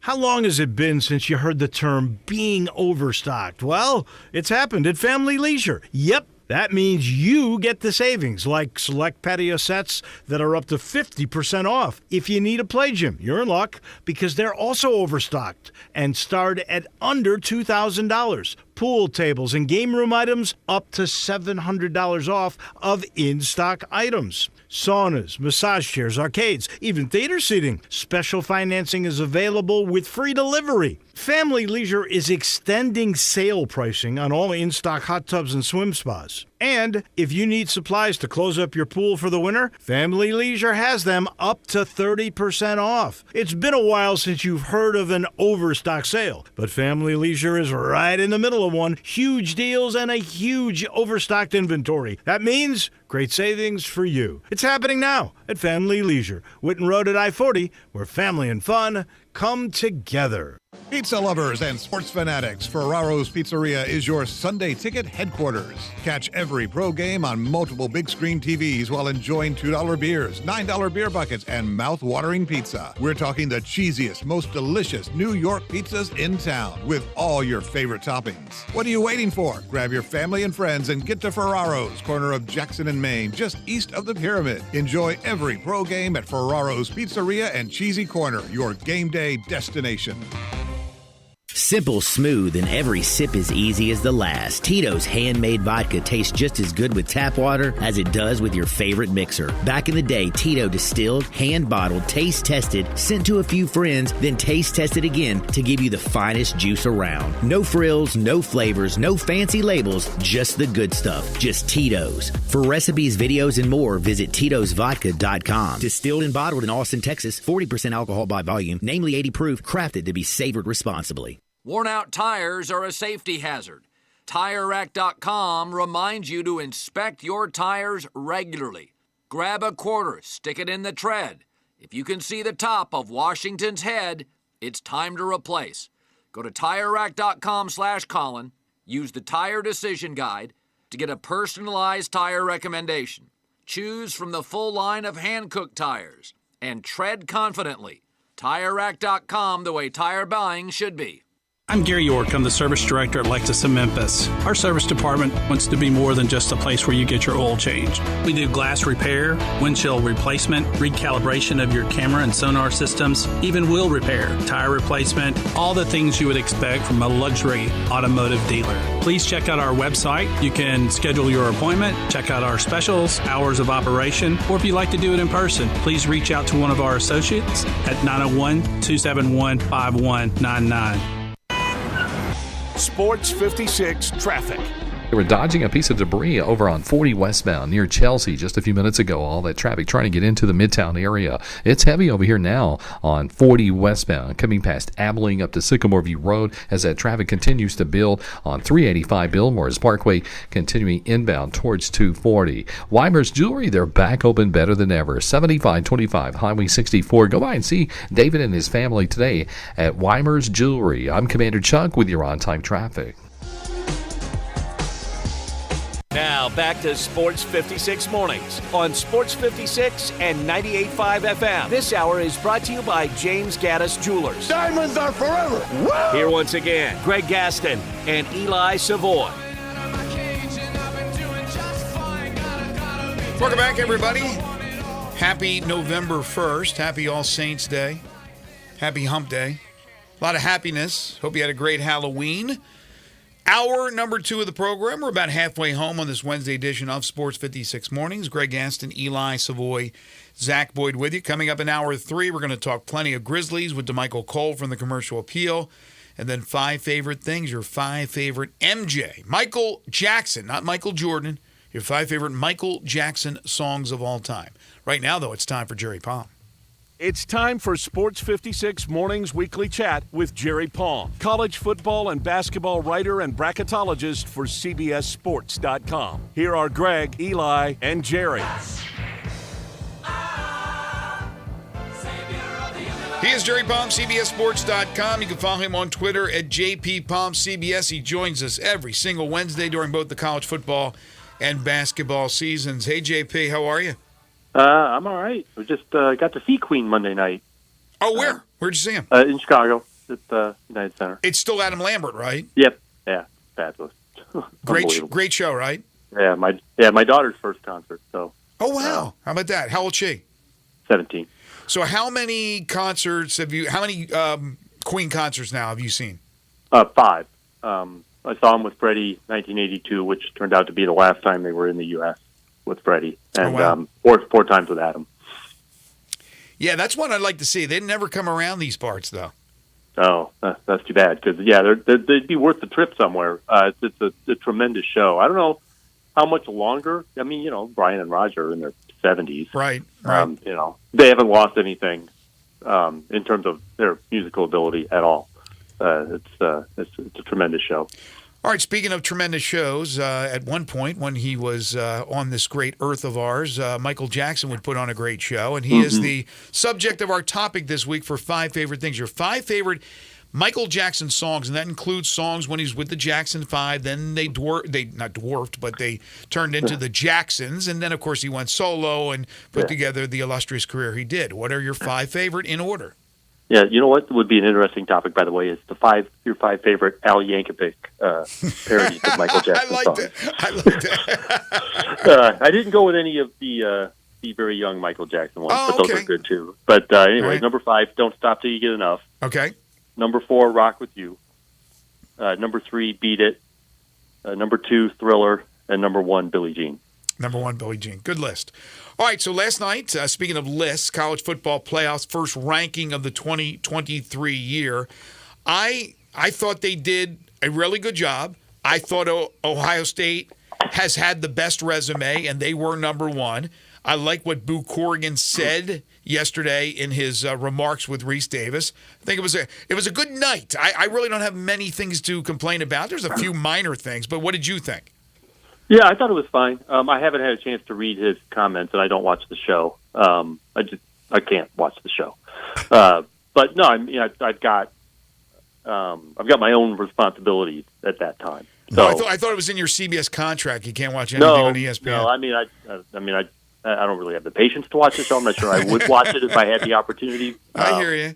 I'm happy following the Twitter feed and just getting the results that way. Although I haven't had a chance to read his press conference either, but I'll get to that. Anyways, I thought the Georgia-Michigan thing was interesting, and it's, when you think about it, I mean, Georgia's schedule ranking is horrible. I mean, not even in the top 100, horrible. They've played 2 teams, or I guess 3, that have more than 2 wins. Auburn's a 500 team, and then Kentucky and Florida. And they beat Kentucky and Florida really good. Kind of played with their food a little bit in some of these other games. Mm-hmm. But, and Michigan's obliterated everyone. And their strength of schedule ranking is around 70, slightly above it. Anyways, so considerably better ranking, but I don't think the perception of Michigan's schedule, it's like Georgia's schedule ranking Michigan's schedule ranking is better. And I think the perception of Georgia's schedule is better, although neither one really have much to thump their chest about when it comes to that. But I just think that, if you're looking at Michigan's schedule and you see all these also ran Big Ten teams, you like Rutgers at 6-2. Nobody's going to think Rutgers is that good. Right. And that's because it's Rutgers. I mean, seriously, if that was Illinois 6-2, you wouldn't bat an eye. But Rutgers 6-2, I guess people can't get their heads around that. Anyways, Michigan's utter dominance over that schedule was not impressive enough to overtake Georgia, and that's fine. And Florida State and Washington were a coin flip. And really, you could have ordered. I think Ohio State kind of had to be one. I think you could have ordered the other 4 any way you like and justified it. Mm-hmm. Yeah, the thing with Michigan, Rutgers, I guess, is 6. UNLV's like 6-2, but you're like, okay, that's... Right, exactly. Another team with a good record that people probably look at and think, well, yeah, but that's them. Yeah. Yeah. Most people would say Florida is just way better than both those teams. Which I would definitely favor Florida over UNLV, and they'd probably be favored over Rutgers too on a neutral field. But Rutgers is probably better than people give them credit for. Although the committee should know all that stuff. It's not like you're asking the fans here to vote and their perception of teams. They have their own perceptions, right? Sure. No question about it. They're all different. But again, like you said, you could throw the other 3, Georgia, Michigan, Florida State, maybe in a hat, maybe throw Washington in there as well. But Florida State, you could make the argument with that win over LSU that they should be number 2.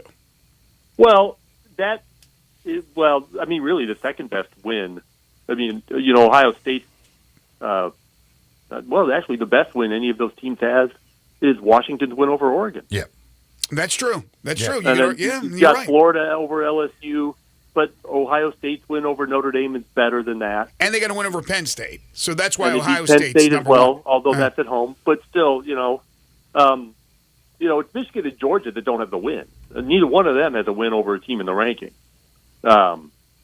Kentucky and Florida probably the closest to getting in the rankings. They may have even gotten some discussion. But those other teams all have the wins. Georgia and Michigan's schedules are not as good as the others. So maybe I'm second-guessing myself here. I just said I didn't have any issues, but you make a good point that with Washington's win over Oregon, Florida State's win over LSU, obviously Ohio State's win over Notre Dame and Penn State, those three should absolutely be in, and then you coin flip between Georgia and Michigan. But it's Washington on the outside, and it's Florida State fourth. Yeah, and think about that. I think part of Washington's problem is they really haven't looked good since that Oregon game. In fact, they were lucky to win the Oregon game.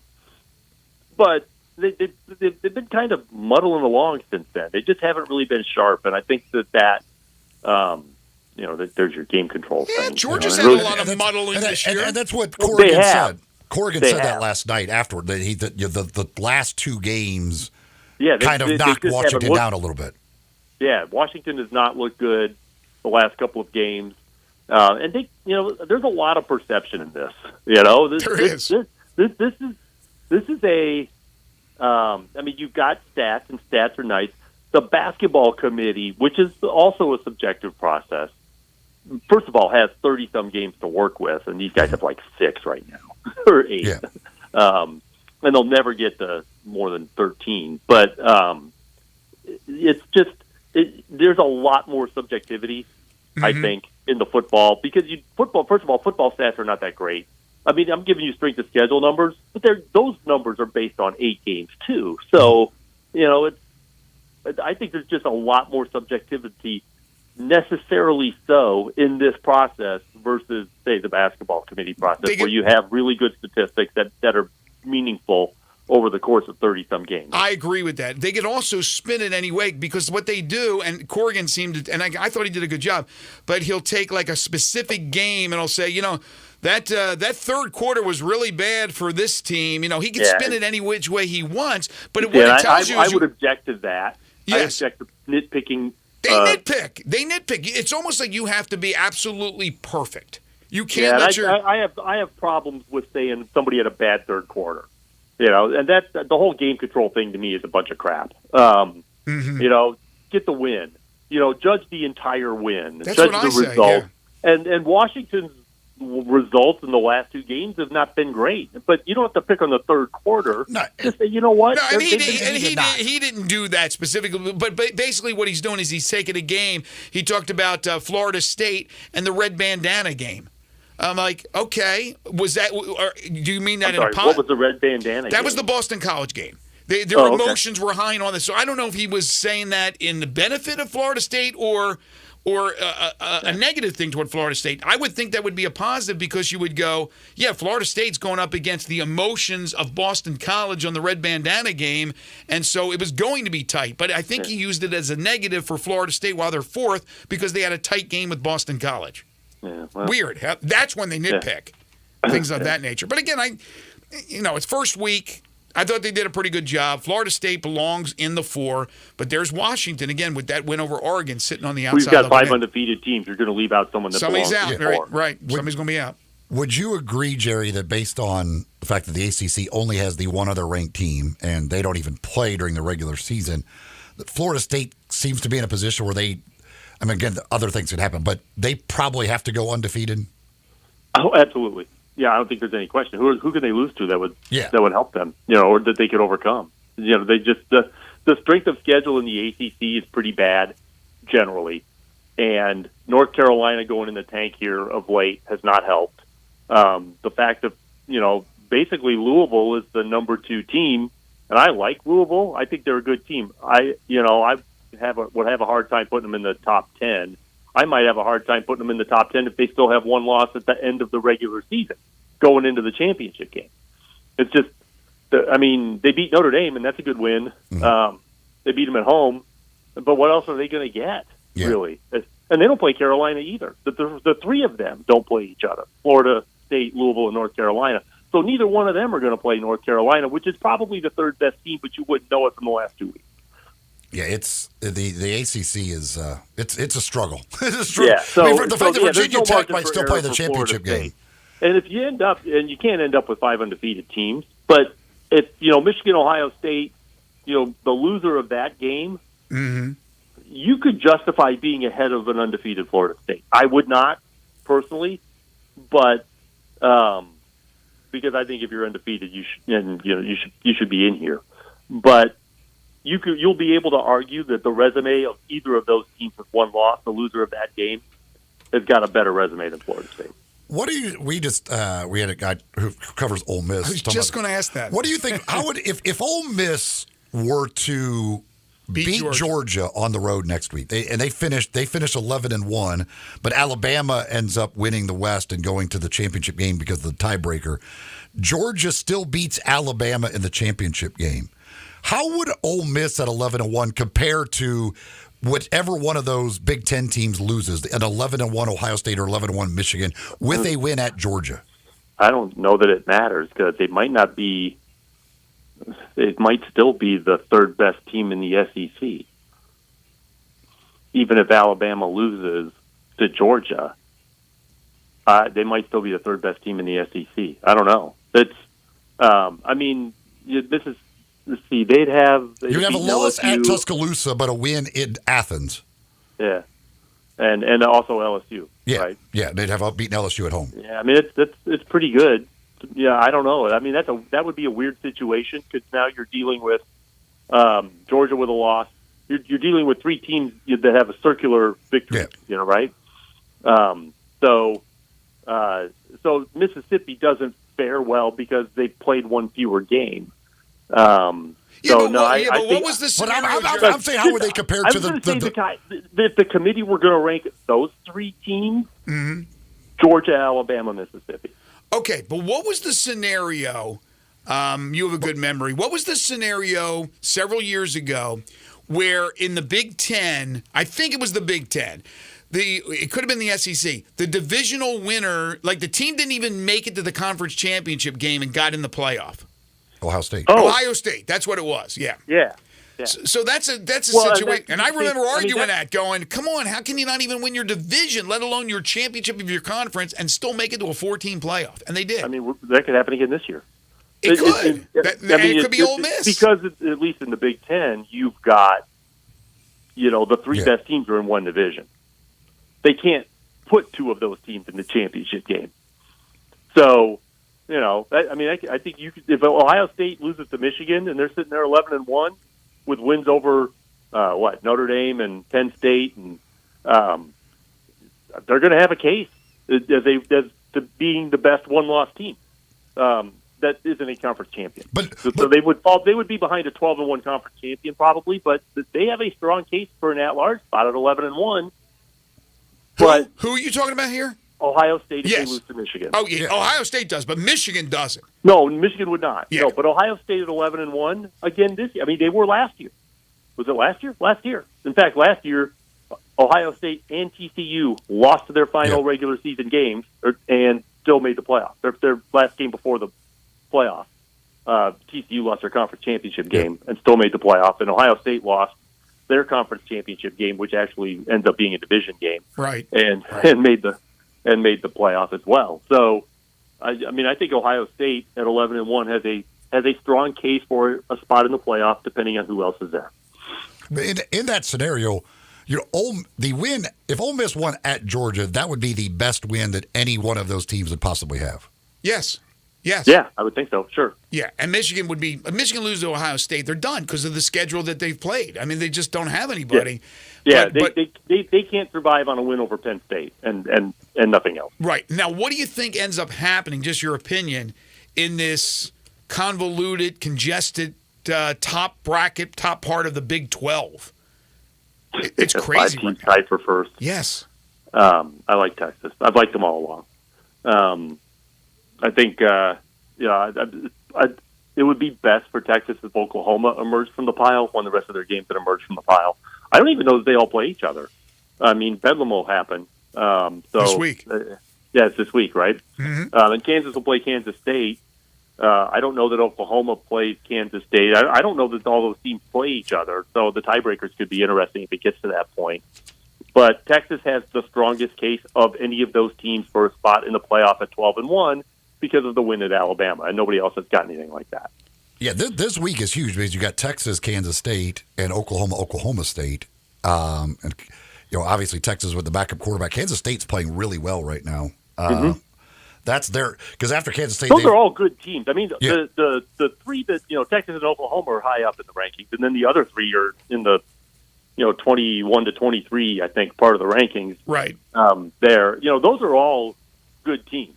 You better show up ready to play, especially on the road in those, against those other three. So, Texas is going to have their hands full. Because no question. After this week, Texas has TCU, Iowa State, and Texas Tech. After this week, Oklahoma has West Virginia, BYU, and TCU. So there's not a whole lot necessarily after this, but this week is a tough game for But both of them. The best case scenario, I think, for Texas is a rematch with Oklahoma, and they're both sitting at one loss. Yep. I think so, too. He's Jerry Palm, CBS Sports, CBSSports.com. Check out his latest bowl projections. Follow him on Twitter at JPPalmCBS. Catch him every Wednesday talking with us, both college football and soon college basketball. JP? Well, actually, Friday preseason bracket for college basketball. Oh, it's coming out Friday. Mm-hmm. Beautiful. So we'll talk about that next week, and we'll recap everything that happens in college football as well. Thank you, JP. Have a great week. Yep, you too. We will take a timeout, come back, wrap up hour number 2. Busy hour 3 coming up, still ahead. We'll talk Grizzlies with DeMichael Cole. We got 5 favorite things, your 5 favorite Michael Jackson songs. It's all coming up as we continue here on Sports 56 Mornings with Greg and Eli on Real Sports Talk, Sports 56 and 98.5 FM. Broadcasting from the Family Leisure Studio, we are Sports 56 and 98.5 FM. Uncorn flavor, Corky's Barbecue. Hi, Jimmy Stovall here with Corky's Barbecue. Catering has been our specialty for almost 40 years. Corky's makes it easy for you to impress your guests at parties, family reunions, weddings, or just treating your hardworking employees to a great meal to say thank you. Let us do all the work and you take all the credit. We will come to your location, set up and serve your hungry guests an all-you-can-eat barbecue buffet starting at only $9.99 per person. Corky's Barbecue. Roofs, and more roofs. Chris Price here with Metro Builders. Is your roof leaking? Do you have mold stains on the ceiling of your home or business? Is your carrier denying your claim or offering a repair simply because they don't have enough documentation? You need a contractor that performs work for insurance claims for policyholders each and every day, and Metro Builders is here to assist. Call Metro Builders. At Metro Builders, we provide free estimates, consultation, and claim repairs. Metro Builders' process of arriving, inspecting, diagnosing problems, and estimating is second to none, commercial and residential. Our team of Hague-certified technicians are standing by to assist you with providing estimates and photos to your carrier to document your loss. All you owe is what your policy states. No large fees on top of the final scope. We use high-grade materials and are certified by companies like Atlas, CertainTeed, Owens Corning, and Mulehide with labor warranties up to 50 years on all of our jobs. Metro Builders provides roof repairs across the Mid-South. Call Metro Builders to schedule your inspection free. Call me. 901-375-1717. That's 901-375-1717. Your brain is an amazing thing. But as you get older, it naturally begins to change, causing a lack of sharpness or even trouble with recall. Thankfully, the breakthrough in Prevagen helps your brain and actually improves memory. The secret is an ingredient originally discovered in jellyfish.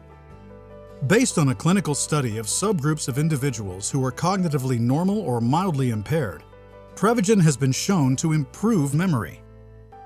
A Pharmacy Times national survey of pharmacists rated Prevagen the #1 pharmacist-recommended memory support brand for the 5th year in a row. You can find it in the vitamin aisle in stores everywhere without a prescription. Help your memory. Try Prevagen today. Prevagen. Healthier brain, better life. This product is not intended to diagnose, treat, cure, or prevent any disease. For the latest from the world of golf, tune in every Saturday morning from 9 to 11 for the Golf Shop Radio Show, presented by PlayGolfMyrtleBeach.com, the golf capital of the world. Hosts Mark Greenhelge and Matt Blanchard talk golf from tee to green and everything in between. If you like golf, you're going to love Golf Shop Radio. Before you tee up, drop on in. Welcome to the Golf Shop here on Sports 56. Real sports talk. Finding great candidates to hire can be like, well, trying to find a needle in a haystack, but not with ZipRecruiter. Its powerful technology actively finds and invites qualified candidates to apply to your job. So while other companies might deliver a lot of hay, ZipRecruiter finds you the needle in the haystack. See why 4 out of 5 employers who post a job on ZipRecruiter get a quality candidate within the first day. Try ZipRecruiter for free at ZipRecruiter.com/free. That's ZipRecruiter.com/free.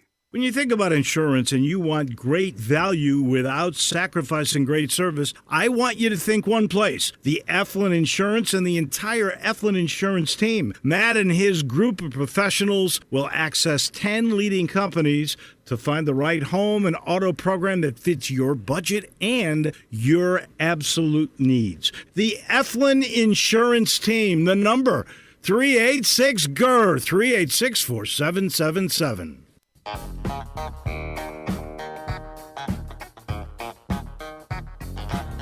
Now back to Sports 56 Mornings on Sports 56 and 98.5 FM.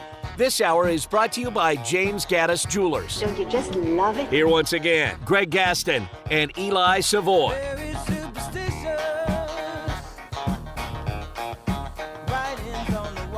So that scenario that David brought up, everything. Well, if you want chaos, if you like chaos, if that scenario played out that Ole Miss were to win at Georgia and win out, but Alabama wins out and goes to the big SEC championship game, if you could get then if Michigan were to beat Ohio State but lose to Penn State, and you could get all 3 of the Big Ten teams to have one loss going in, and then so they all finish with one loss. One of them's the conference champion, but the other 2 are not. They didn't play the conference championship game. You get Oregon to beat Washington in a rematch in the Pac-12 championship game. You could have, and then you get Florida State undefeated. You get undefeated Florida State, Georgia and Ole Miss each with one loss, the Big 12 champion with one loss, 2 Pac-12 teams with one loss, and 3 Big 10 teams with one loss. Mm. Try and sort that out. Every year I root for chaos, and it never seems to happen.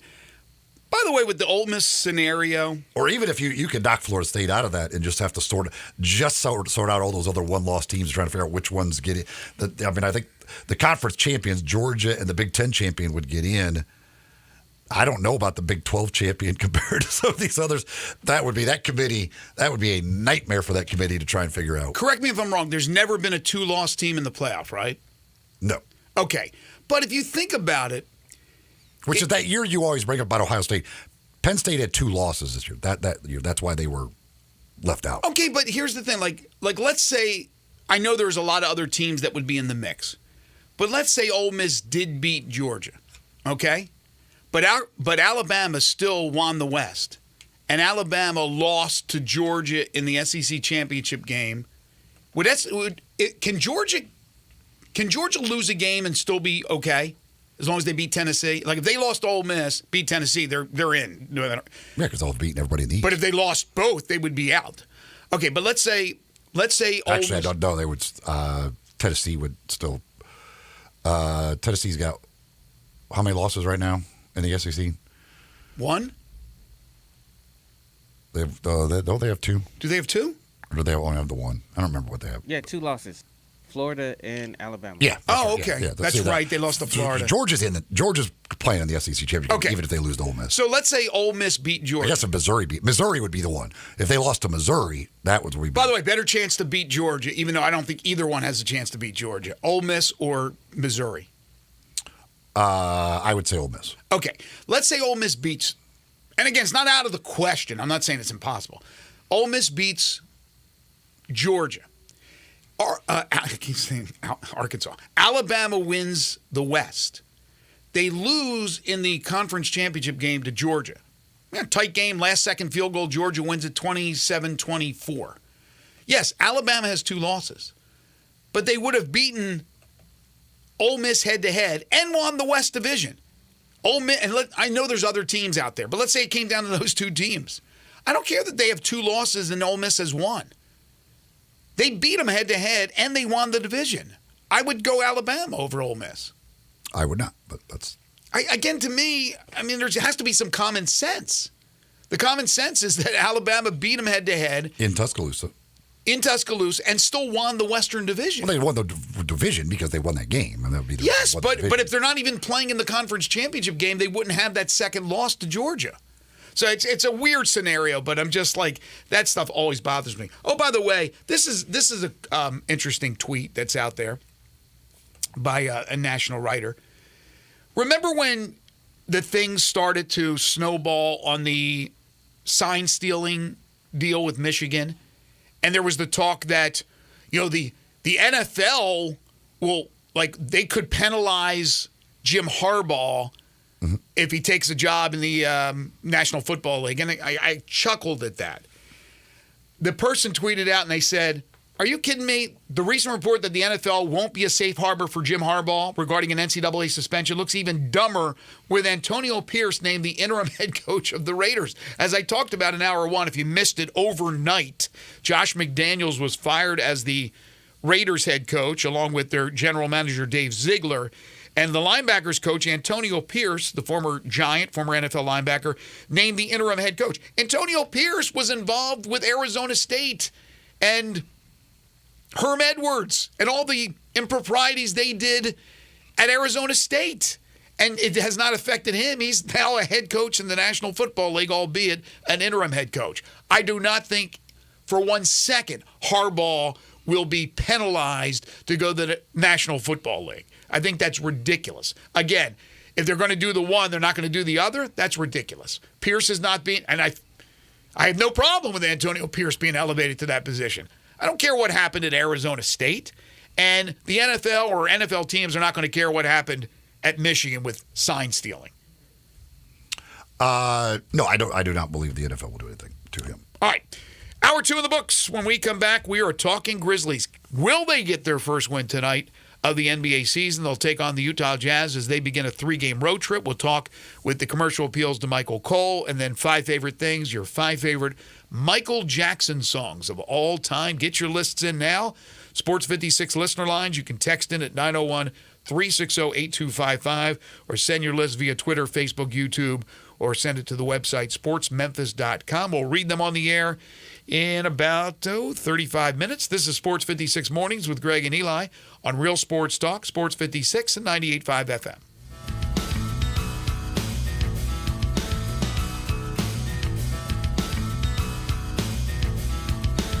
How long has it been since you heard the term being overstocked? Well, it's happened at Family Leisure. Yep. That means you get the savings, like select patio sets that are up to 50% off. If you need a play gym, you're in luck because they're also overstocked and start at under $2,000. Pool tables and game room items up to $700 off of in-stock items. Saunas, massage chairs, arcades, even theater seating. Special financing is available with free delivery. Family Leisure is extending sale pricing on all in-stock hot tubs and swim spas. And if you need supplies to close up your pool for the winter, Family Leisure has them up to 30% off. It's been a while since you've heard of an overstock sale, but Family Leisure is right in the middle of one. Huge deals and a huge overstocked inventory. That means great savings for you. It's happening now at Family Leisure, Whitten Road at I-40, where family and fun come together. Start your day the right way at La Palapa with the biggest, baddest breakfast burrito around. Chorizo, cheese, rice, beans, and eggs served with fresh salsa, and it's served all day. La Palapa has daily lunch specials, all served with rice and beans, 10 a.m. to 2 p.m. Try a torta, breaded chicken, steak, chorizo, or ham served with mayo, avocado, lettuce, tomato, and jalapenos, all in a hoagie. Plus amazing soups and dinner entrees, all at La Palapa, 5255 Summer Avenue. La Palapa, the little hut with big taste.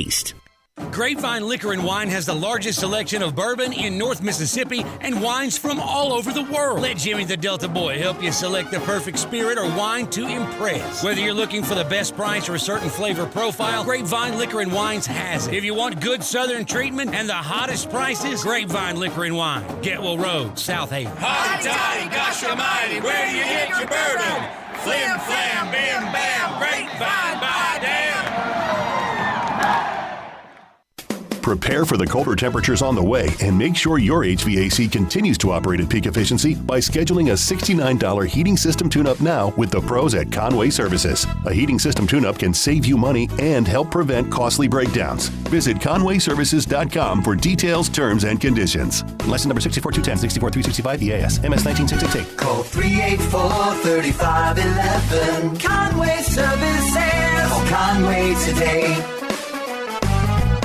Ole Miss Rebel Yell is back. The Rebel Yell Hotline Radio Show is back on WHBQ Sports 56 and 98.5 FM. Every Monday night at 6, hear the latest news on your Ole Miss Rebels with Yancey Porter with 24/7 Sports, former Ole Miss defensive tackle Mike Fitzsimmons, Gordon Ford covering SEC Sports Call, and former Ole Miss baseball announcer Gary Darby. From kickoff to free throw to extra innings, your Ole Miss Sports on the Rebel Yell Hotline Show right here Monday night at 6 on Sports 56, 560 AM and 98.5 FM. Your Mid-South Sports Station. We are Sports 56, WHBQ Memphis, and W253DF Memphis, Flynn Broadcasting Stations. Sports 56 traffic. Good morning. They were cleaning up debris on 40 westbound near Chelsea just a few minutes ago. They continue to work on that earlier crash that happened this morning on Watkins near St. Elmo. Still a lot of volume out here right now as we stare at it live on 40 westbound, coming past Sycamore View Road, headed towards that 240 flyover. Hey, if you ever get hurt in a car crash, call 901 Attorneys right here in Memphis. They're online, 901attorneys.com. I'm Commander Chuck with your on-time traffic.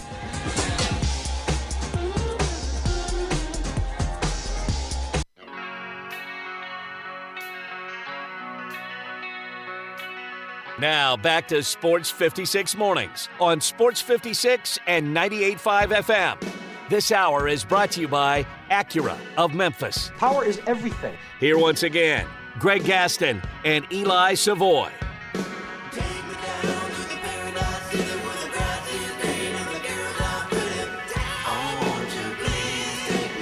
Welcome back, everybody. 9:03 the time. Final hour for us today here on Sports 56 Mornings. Greg Gaston, Eli Savoy, Zach Boyd with you from the Family Leisure Studios. Family Leisure, it's where family and fun come together. Their overstock sale continues at 2120 Whitten Road.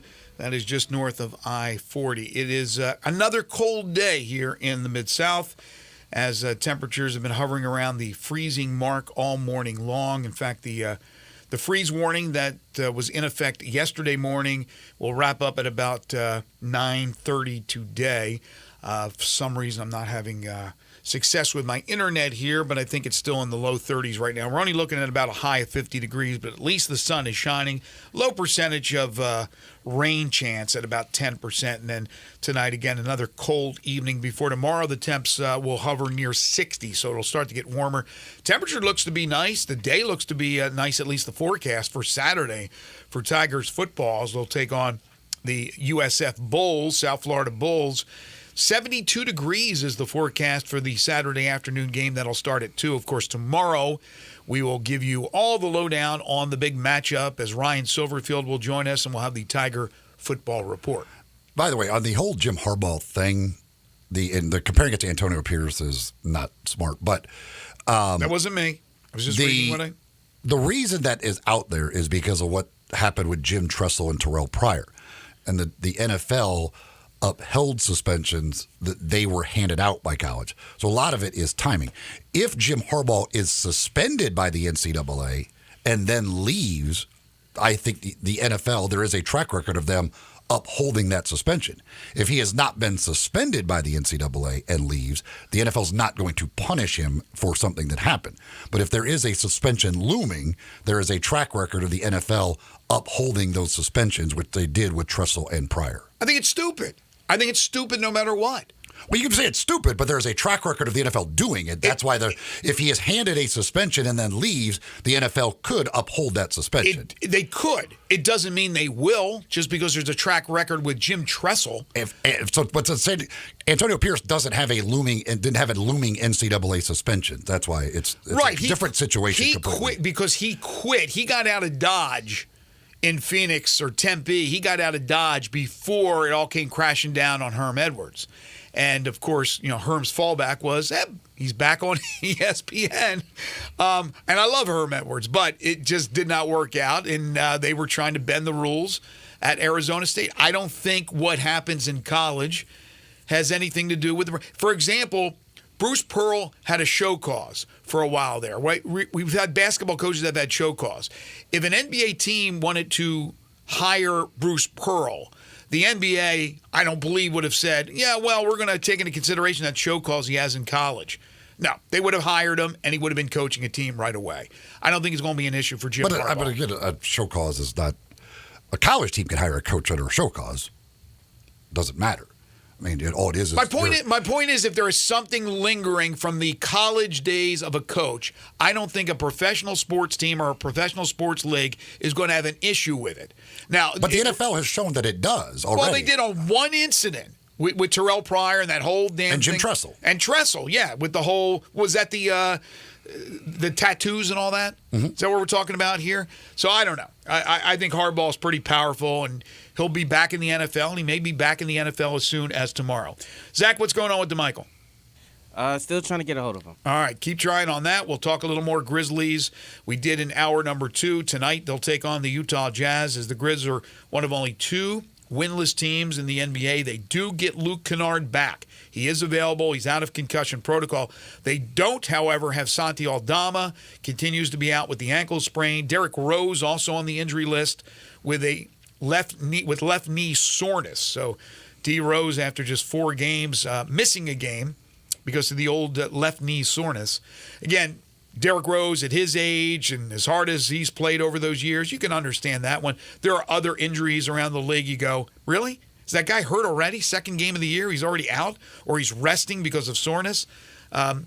They manipulate. They do a good job of manipulating the rules, but it is what it is. We talked about Phoenix, their loss last night to the Spurs. They still have not yet played in the early portion of the season a game with the Big Three. The big acquisition of Bradley Beal in the offseason to bring him in to combine with Kevin Durant and with Devin Booker. And Beal has not played yet. And Booker's only played 1 game. KD's played all the games. The other 2 have not. I stand by my off-season prediction that it will not work out in Phoenix with those 3. Because of injuries, or that's what I said then, and I stand by it now. But they're not. They won't be together enough for that team to be good. When you think about, look, here's the deal. It's you can't help injuries. Right now, you can bring in players that have a better track record of staying healthier than others, but that doesn't guarantee anything. But that is part of the game. It's part of the sport. It's understandable that you're going to lose players from time to time. And the Grizzlies have been rolling through it, right? People are waiting for the Grizzlies to maybe have some good luck because they have had a lot of bad luck with the injuries. But it's how you adjust, right? How you put together that roster to make up for key injuries. How you overcome big names that go down, big-time players. And New Orleans was hoping for a lot better with Zion Williamson. Maybe this year will be their year if he can stay healthy. There's always the question in Los Angeles with the Clippers, with Kawhi and Paul George, and now they have James Harden who will join the team with Russell Westbrook. They feel they could win it all this year, and they have a chance if they can stay healthy. Phoenix, if they can stay healthy. The Grizzlies, though, you looked at that young Grizzlies team and you go, it shouldn't be a problem, injuries. But you never know. Brandon Clark, young guy who was hurt. Steven Adams, a little bit older, but not old. Obviously hurt, out for the year. Ja had nothing to do with injuries, but you've dealt with Santi early in the season. You dealt with Kennard, which was a freak hit to the face and the head, and obviously in the concussion protocol. It's just how you're able to, especially with the lingering injuries, the long-time injuries that affect you for the entire season, like a Steven Adams, like a Brandon Clark, who will be out for the most part the entire season. how you compensate for those losses. What can you do as far as moves are concerned to be able to find replacements? You're never going to find the exact replacement. You're never going to find a guy that will fit exactly what Steven Adams did with this team, but you're hoping that Bismack Biyombo, who more than likely will join the team in Portland, can do a good job and maybe is a guy that they'll keep after the 20 games that he plays with Memphis, assuming, again, that that's the guy they sign, or they look to make a bigger deal. And I'm sure that's what Zach Kleiman right now in the front office is looking at, is those possibilities, because you don't want to wave the white flag and blow a season at the beginning of the year when you know you still have the potential with all the players that you had. We knew about Adams' injury. It was late, but we knew about it before the season started, yet people still had no problem in picking the Grizzlies finishing. I think you had them, third or fourth? Maybe you as well, Zach, as far as in the West. I had them lower. I had them maybe in sixth, maybe a play-in team. I said they would be in the fourth, fifth, sixth range. Okay, so you had them firmly in the playoffs. So again, now you have to find a way to compensate. And this is after knowing that Adams was out. You have to find a way to compensate for the injuries that you sustained during a season. And that's whether it's moves or whether it's having those players that are deep on the bench be able to come through. Because if those guys prove that they can't help you, then those players don't need to be on the team. And I know you're under contract and all that jazz. I understand it's a bottom line business with the finances and the cap and things of that nature. But you have to make moves to be advantageous for you right now during your window to be able to make the most out of it. And that, I'm sure, is what's going on behind closed doors, trying to figure out what moves are possible. Ron texts in on the Sports 56 listener line and says, I think the Grizzlies will be 11-14 when Ja comes back. I think you'd take 11-14. That'd be fine. If you go 11-14, that you're not out of it. That if Ja comes back and remains healthy for the rest of the year, you could certainly make up for being 11-14. Yeah, I'd sign up for 11-14 right now. They only have 21 to go out of those 25. They're 0-4. That means, I'll do a little captain math here, 11-10. Can they go 11-10? Yeah, they can, certainly. Again, getting the current guys healthy, getting Kennard back, obviously, for tonight, getting Santi back would certainly help that. Guys have to play better and play more consistent, but I think if you get those guys healthy, get your kind of figure out what your normal rotation is going to be with Ja out. With Kennard going out with that first game, immediately now you're thrown back into, okay, how's this wing thing going to work? So once I think if you can get, and then up front you're just completely short on bodies because of Santi being out. And then again, that push. So you have Kennard out, and you're kind of bumping Roddy into that 4 more. So that kind of changed your wing rotation around even more. So if you get Santi back, he goes into that rotation at the 4. You get Kennard back, he's in that rotation on the wings. That bumps everybody down a little bit and lets Taylor Jenkins kind of settle in on what a rotation could be. Getting Biyombo will also help in that rotation and knowing kind of what they're doing in these games until Ja finally does get back. But I think once Ja gets back, I expect them to start winning a lot more games. But yes, what you don't want to be is 7-18 when Ja comes back. Exactly. 11-14, I would take that, and you're going to be just fine. Well, a couple of things. First of all, I have a feeling maybe DeMichael's at the airport or on the plane right now, maybe going to Salt Lake City. Not sure if he's on this trip or not, but again, we're going to effort to try to get him on. He normally joins us during this time slot each and every Wednesday. If you have a question, a comment you want to make on the Grizzlies, you can hit us up on the Sports 56 listener lines. You can call in or text in at 901-360-8255. We go back to what we talked about in the first hour. You get Kennard back, which is a major positive step. But you need, even without Aldama and even without what you're missing, Adams, Clark, and obviously Ja, you need to win a couple of these games on this quick 3-game road trip because you're playing teams that are not expected to even be in the play-in in the West. The West is highly competitive, and there is a lot of improvement across the board. Even the Spurs, right, with Wembanyama, beat the Suns yesterday. Great come-from-behind win. Utah has talent. They have pieces, and they're capable. Portland is not a good team. They should be near the bottom of the West. Now, obviously, right now, the Grizzlies are at the bottom of the West with the Rockets. But you should beat that team normally.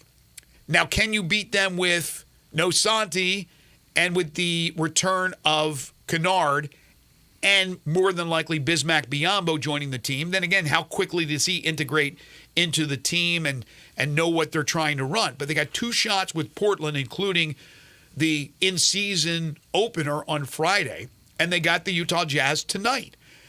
To go 11-10 in their next 21, they better win 2 of those 3. You have the schedule in front of you, correct? Mm-hmm. I mean, after that, I can't pull it up here, but Miami, I know, is at home. You got Boston. Well, you got Miami and Utah when you return. So 4 of your next 5 are Utah and Portland. You got to take advantage of that. And then you've got the road trip to the Clippers, Lakers, and San Antonio. You got Boston coming in here. Then you're at Houston. You've got Phoenix, Minnesota, Utah at home. Then you're at Dallas, at Phoenix. Then there's 2 games that we don't know yet. Right. That's tough. That's going to be tough to go 11-10 during that stretch. I'm not saying it's impossible, but that's going to be tough. But you're right, and that's the number that popped in my head. If they went 7-18, you're in trouble. You're in trouble to start the season. You need to go around that mark, 10, 11 wins in your first 25. It would have been nice to be over 500. That ship has sailed, I think, even though it's I would like to see them games. get to at least 10. At 10 and 15, I think they're fine. Yeah, and I know the Lakers were 10 and 15 last year, but then during the trade deadline, they made all kinds of moves and became a much better team. They improved. I don't know what's in store for the Grizzlies moving ahead as far as moves that can be made. Maybe Biyombo becomes a really good player, not Steven Adams. I don't think anybody is Steven Adams who can pass the ball as well as he does, even though Biyombo's pretty decent. But Biyombo brings you the defense. He brings you the ability to block shots. He doesn't need to score. He's not a scorer anyway, but he doesn't really need to score.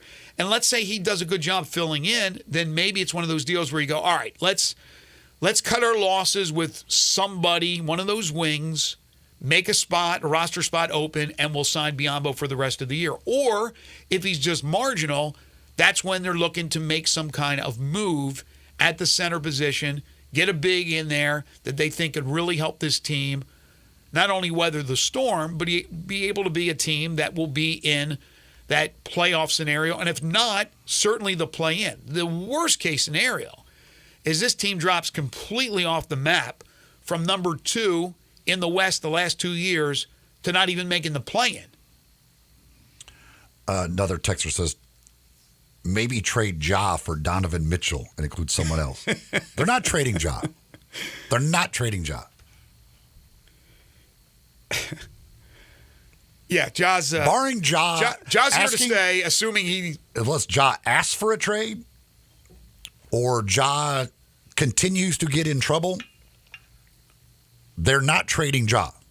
Here's the problem. They don't have that many trade pieces. Right? They have draft picks, and there's not much else.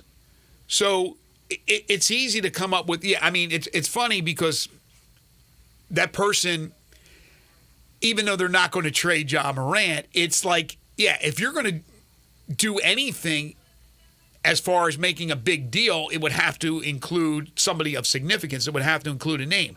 They're not trading Ja Morant. They're not trading Jaren Jackson Jr., Desmond Bane. They're not blowing this thing up.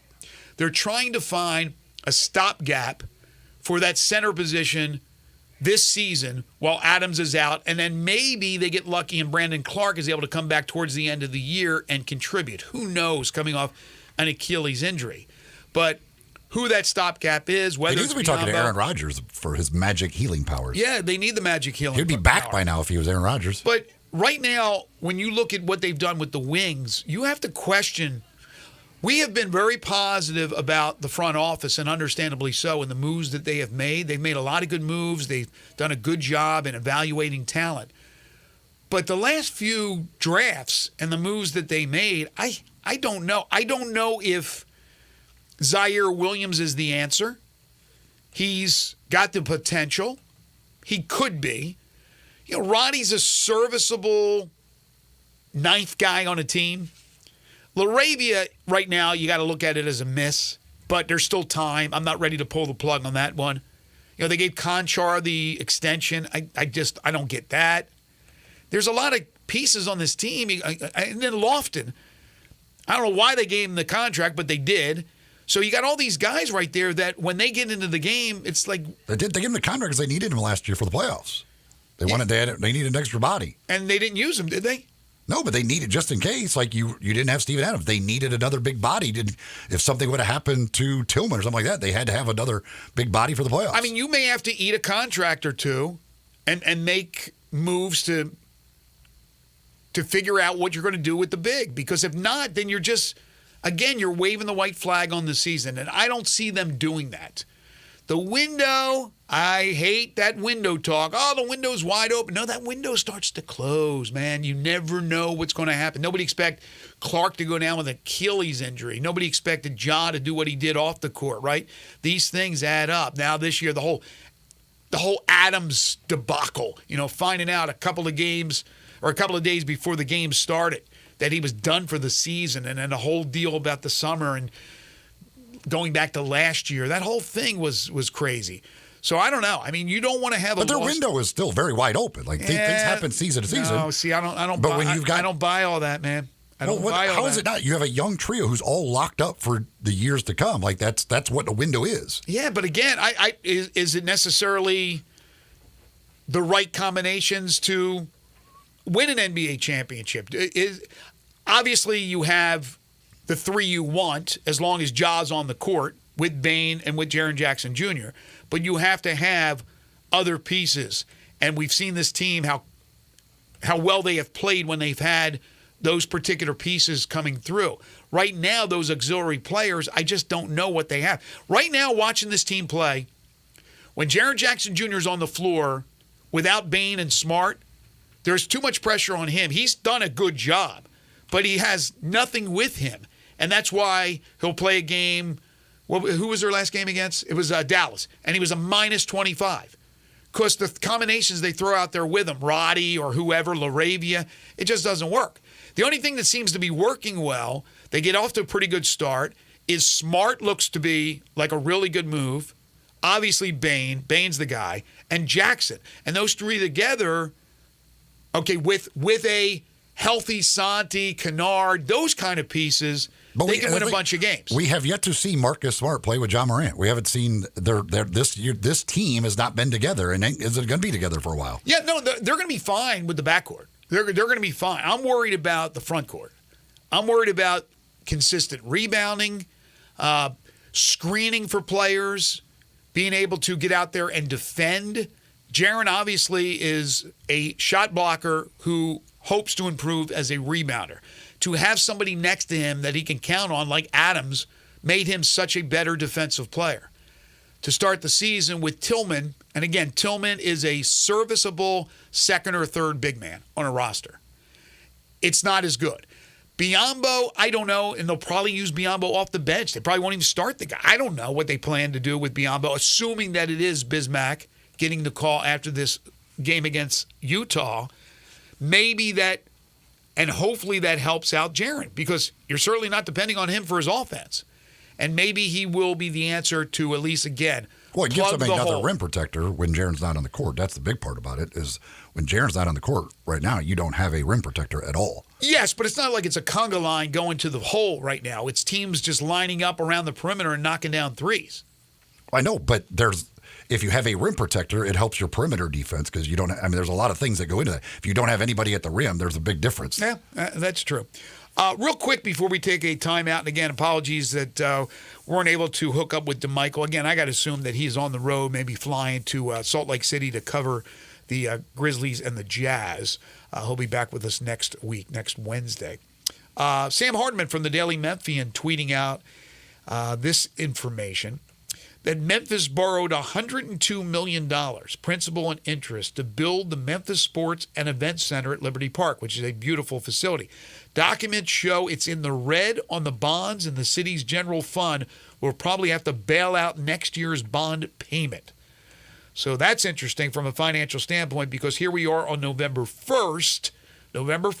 We talked to Jeff Crane yesterday from the University of Memphis, and he says there's still a few more weeks leadway, but we are getting closer to that deadline where the construction of the refurbishment of Simmons Bank Liberty Stadium will be put into a delay if those funds are not allocated for the start of that construction. Again, we thought October would be the deadline, end of October. Here we are on November 1st, but Jeff said there'll probably be a couple of weeks leadway as far as that's concerned. And then once you get into the middle of November, panic, I would imagine, will set in, because you want this thing to be on this timeline to have that done and ready to go for the start of what would be the 25 season. We need to take a timeout. When we come back, 5 favorite things, your 5 favorite Michael Jackson songs of all time, solo or with the Jackson 5 or the Jacksons. Get your lists in. You can send them in via the Sports 56 listener lines by texting in at 901-360-8255. You could also send it to us via Twitter, Facebook, YouTube, or sportsmemphis.com. That's the website. This is Sports 56 Mornings with Greg and Eli on Real Sports Talk, Sports 56 and 98.5 FM. Be sure to follow us at Sports 56 WHBQ on Twitter, Facebook, Instagram, and YouTube to watch live video of our shows, stay up to date with station events, and have chances to win prizes.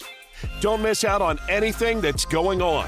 Follow us at Sports 56 WHBQ.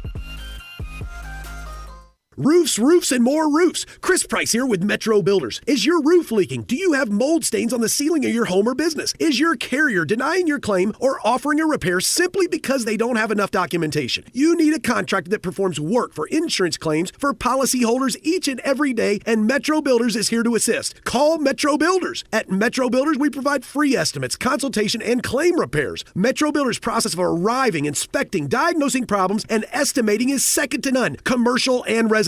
Our team of Hague-certified technicians are standing by to assist you with providing estimates and photos to your carrier to document your loss. All you owe is what your policy states. No large fees on top of the final scope. We use high-grade materials and are certified by companies like Atlas, CertainTeed, Owens Corning, and Mulehide with labor warranties up to 50 years on all of our jobs. Metro Builders provides roof repairs across the Mid-South. Call Metro Builders to schedule your inspection free. Call me. 901-375-1717. That's 901-375-1717. Hey fellas, Bill Russell at Russell Brothers Fine Jewelers, and this year it happened on October 17th. I had my first gentleman ask me what he should get his special lady for Christmas, and my answer was this: get her something she will enjoy and get her something she will absolutely love. Think about her likes and her dislikes. You might even ask her what she wants. Then, come let us show you the finest, most beautiful jewelry in Memphis. This will be our 38th Christmas, and for many of our customers, they've been with us for every one of those 38 years. They come looking for beautiful gifts, fine jewelry that makes a lady's eyes sparkle, but they also know that they will receive quality and service that is unsurpassed in Memphis. And at Russell Brothers, you can play St. Nick knowing that if you don't make the right choice, our money-back guarantee will allow her the ability to exchange her gift for one that she really does love, or she gets your money back. For 5 decades, we've helped thousands of Santas. We'd love to help you. Russell Brothers Jewelers, 4646 Poplar at Perkins. At Jason's Deli, when you're dining in or picking up curbside, you can expect wholesome food and no surprises, just delicious sandwiches, crisp salads, and quick quality meals made with the freshest ingredients and no artificial trans fats, MSG, high fructose corn syrup, or artificial colors and dyes. Around here, a lot of thought goes into what we put into our food and what we take out of it, because you're not just taking a bite, you're getting a taste of who we are. New items are constantly being created to expand our menu for all tastes and special diets with vegan and gluten-free options available. Convenience and on-time delivery you can count on. It's just a click away at jasonsdeli.com, so whether you need to feed 5 people or 5,000, the team at Jason's Deli, they have the credentials and the commitment to keep you satisfied.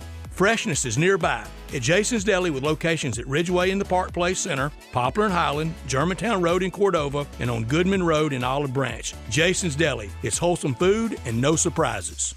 Get the home field advantage every time with Fairfield by Marriott, the official hotel of the NCAA. Whether you're a student athlete working towards your championship dreams or your team's biggest fan, Fairfield by Marriott has everything you need to get ready for game day, from comfortable guest rooms to a complimentary hot breakfast. Visit fairfield.marriott.com to book your next game day stay. Fairfield by Marriott, part of the Marriott Bonvoy portfolio of hotels, an official hotel of the NCAA. Nestled in the heart of East Memphis, located corner of Park and Cherry, is a beautiful residential neighborhood. I'm here at Town Village Audubon Park interviewing a new resident, Carolyn. Share with us why you chose Town Village. Well, if your parents or special friends need to make that big move, let me share with you my experience. It was tough for me to leave home, but then I discovered Town Village. I would like to highly recommend Town Village to you and your loved ones. After looking at all the amenities and meeting all the people and staff, I was hooked. From restaurant, bistro, 3 meals per day, housekeeping, transportation, security, health care, physical therapy, exercise room, and even a heated pool and spa. Come see us and make your new home at Town Village. Visit us and call Daniel at Town Village Audubon Park at 901-374-7342. There's no place like home, Town Village.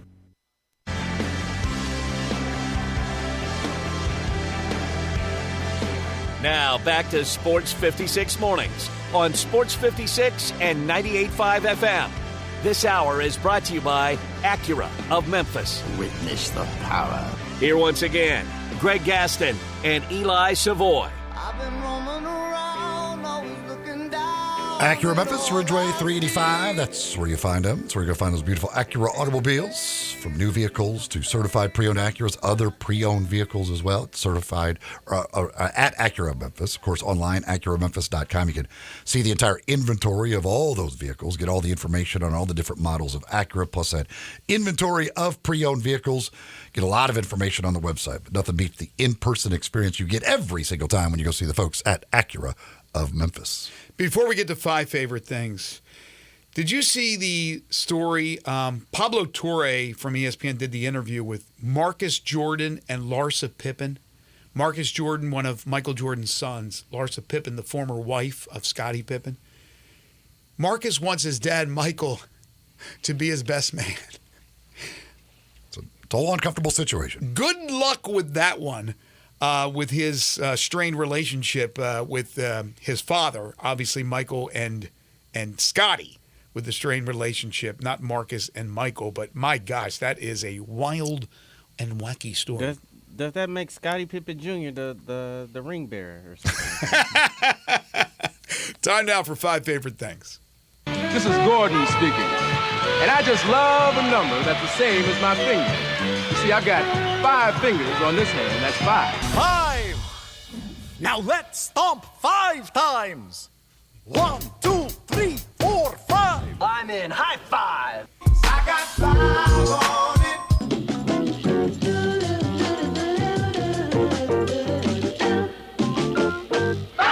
it! 5 favorite things. This week's topic, 5 favorite things, your 5 favorite Michael Jackson songs of all time. Get your lists in, 901-360-8255. Text in on the Sports 56 listener lines.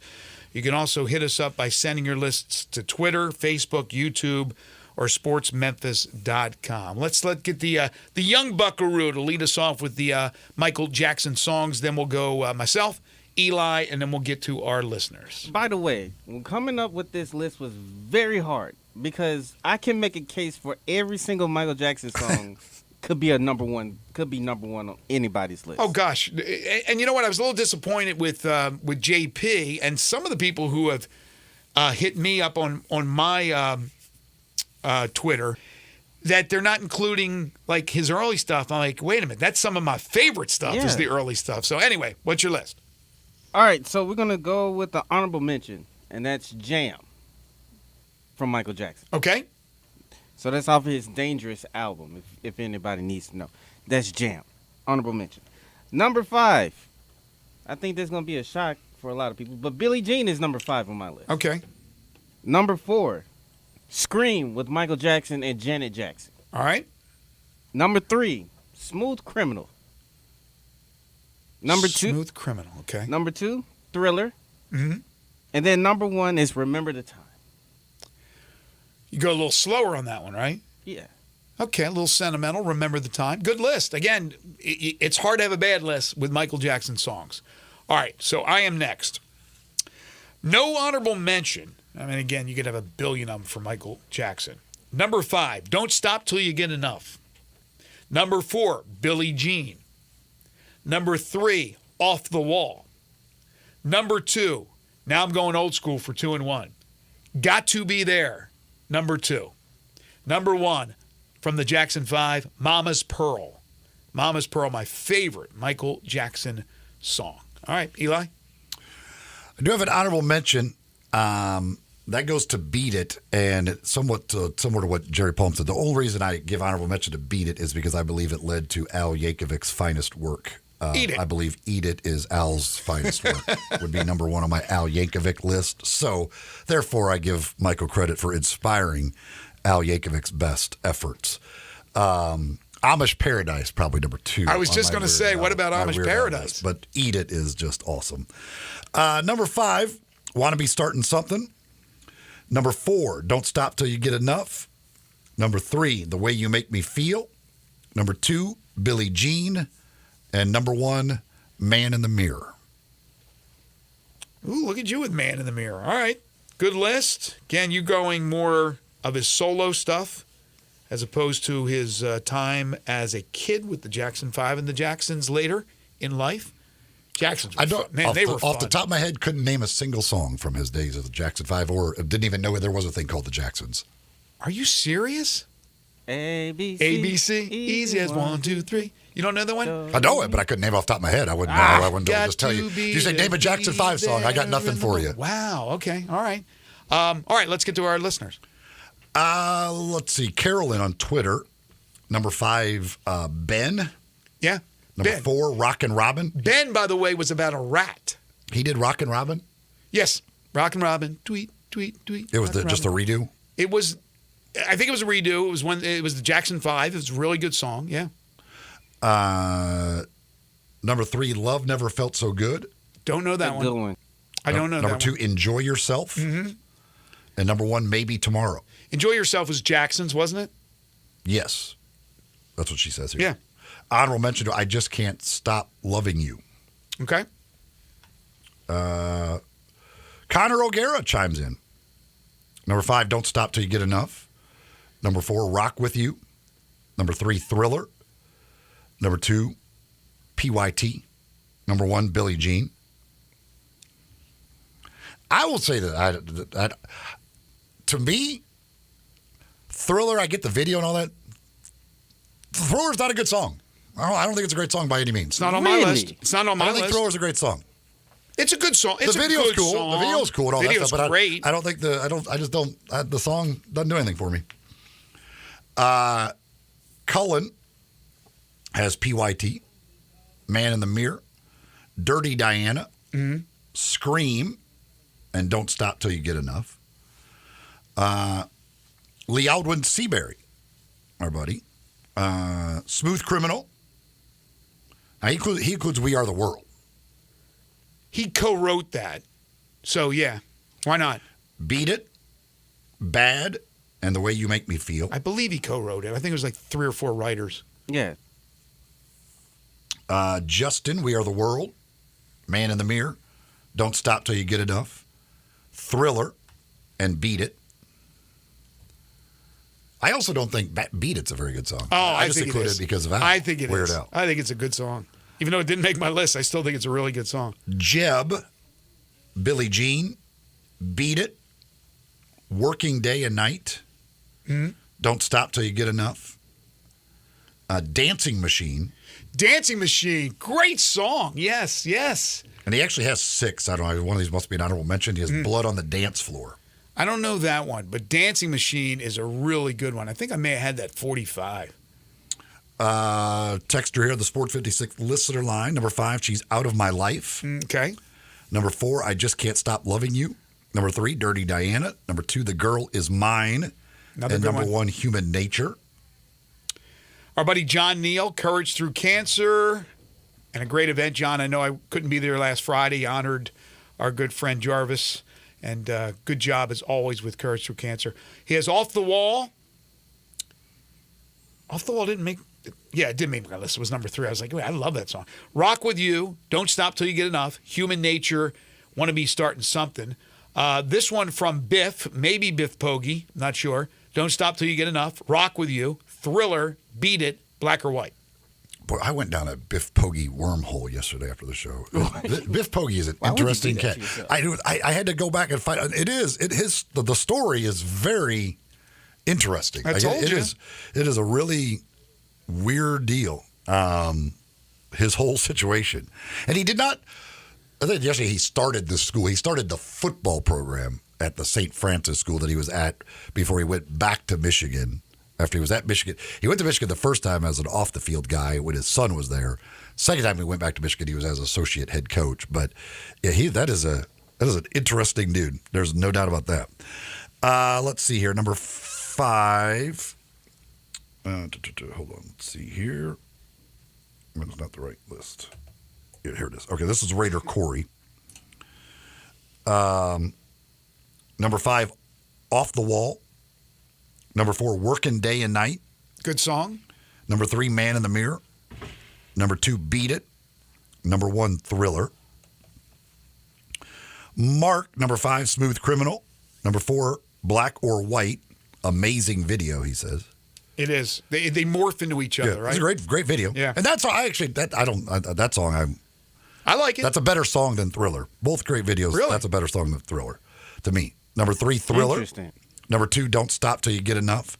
And number 1, Man in the Mirror. I got a fun fact here. What do you got? So Thriller, funny enough, Eli, since it's not one of your favorite songs, did you know that Michael Jackson had Rick James to kind of to kick off the beginning stages of Thriller? I did not. I didn't know that. Yeah. So after Michael didn't win the Grammy, he didn't win Grammy of the Year.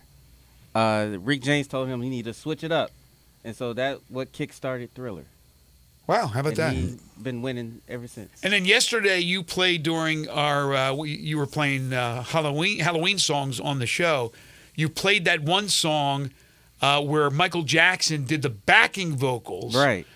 Who was that for again? That was Rockwell. Rockwell. And what's the connection with Jackson and Rockwell? Is there a connection? There has to be, right? I think it was. I think he was a family friend or something. Something like that, right? Yeah. Nice to have Michael Jackson doing background vocals. I told a friend of mine, I was like, yeah, like if I'm gonna have Michael Jackson on one of my songs, best believe I'm gonna get my money's worth with him. Like that is not happening. Dwayne, number 5, Beat It. Number 4, Rock With You. Number 3, Man in the Mirror. Number 2, Remember the Time. And number 1, You Are Not Alone. Tennessee Tom, honorable mention to State of Shock. Number 5, Don't Stop Till You Get Enough. Number 4, well, now, see, these Tennessee people, you just can't ever, they're just not good students. Tennessee Tom has honorable mention State of Shock. Number 5, Don't Stop Till You Get Enough. Number 4, State of Shock. Tom, come on. Maybe he's in the state of shock that he had it as an honorable mention. He forgot. Number 3, Beat It. Number 2, Want to Be Starting Something. And number 1, Dirty Diana. Let's see here. Number 5, Rock With You. Number 4, Man in the Mirror. Number 3, ABC. Number 2, Billie Jean. Number 1, I Want You Back. That's a good one from the Jackson 5. Honorable mention to Human Nature, Rockin' Robin, and Smooth Criminal. So 3 honorable mentions. Zach, give me Mama's Pearl to go to the break. Makes them Mama's less honorable. Let's see here. Number 5, Dirty Diana. Number 4, Heaven Can Wait. Number 3, Liberian Girl. Not familiar with that one. Number 2, Butterflies. Number 1, Remember the Time.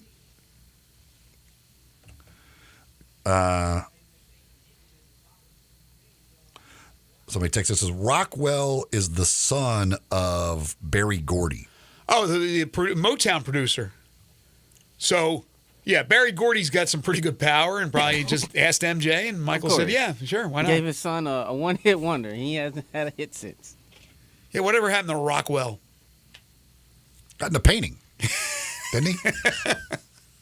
Or it's a designer? Norman Rockwell. Yeah. Yeah, he's a painter. Yeah, absolutely. Really successful in that career. I mean, that was not a one-hit wonder. Tennessee Tom says number 4 should have been Shake Your Body. Yeah, well, Shake Your Body down to the ground. Let's dance. Tennessee. Let's shout. Can't trust these Tennessee people. You know, they don't take instruction well. Here's a fun fact that I actually owned more albums from Jermaine Jackson than Michael Jackson. How about that? That is random. Jermaine Jackson was my favorite of the Jacksons. Well, that's dumb. No. That is random. No. It is random, isn't it? No, real dumb, not random. No, real dumb. It's random and it's dumb to you, but to me, I love Jermaine Jackson. I love Michael Jackson. I had his albums too, but I had more Jermaine Jackson albums than I did Michael Jackson. Like I would understand Tito. Like Tito didn't do anything. He just played the bass. Or the electric, whatever he played. I think it was the bass. Tito much better in the vodka business, in my opinion. He was. He became better in the vodka business. No question about it. Any more lists? He did well there. I'll give him that. But other than that, you can't have another favorite Jackson. I even give you Janet. I'll give you Janet. I like Janet. I love Janet too. And LaToya. I don't mind LaToya. See, now you're not. Rebe. She did, what was the... Texter says the one hit by Rockwell is so cool he didn't need another hit. Take that. Oh, he was cool now? So take that. He was cool now? The hit, his hit was so cool. Oh, the hit was cool. It's so cool he didn't need another one. Okay. So take that. What was Rebe Jackson's song? She had I think she was a one hit wonder. Had something to do with like a snake or something. Gosh, I gotta look it up here. Folks, if you haven't experienced Genesis Diamonds yet, well, the moment has arrived because next weekend, not this coming weekend, but the following weekend, November 10th through the 12th, they are going to be marking prices down throughout the store. They already have the lowest prices in town. They guarantee that, as a matter of fact. They have the lowest prices. They have the amazing selection, great staff to serve you, and next weekend they're going to be giving you even more savings, 20, 30, even 35% off. So we're going to talk about engagement rings, other rings, earrings, bands, bracelets, whatever it is. World-class designers are going to be there, and all the prices are going to be marked down. This is an event you are not going to want to miss at Genesis Diamonds, located in the Poplar Common Shopping Center. That's Poplar and Perkins Extended. Mark it down on your calendar next weekend, November 10th through the 12th. If you're thinking about jewelry for anybody this holiday season, thinking about getting engaged, this is your opportunity to save even more money off the already lowest prices at Genesis Diamonds. Again, Poplar Common Shopping Center, Poplar and Perkins Extended, Genesis Diamonds. Centipede. Yes, Centipede, not snake or anything, but it was close somewhat. You know, Centipede, and it's Rebe Jackson. And guess who wrote that song? Michael Jackson wrote Centipede. That was her big hit, one hit wonder. Here's Mama's Pearl to the break. We'll talk to you in just a moment. Oh, baby, 'cause your mama told you that love ain't right. Don't you know the love is the price of life, yeah.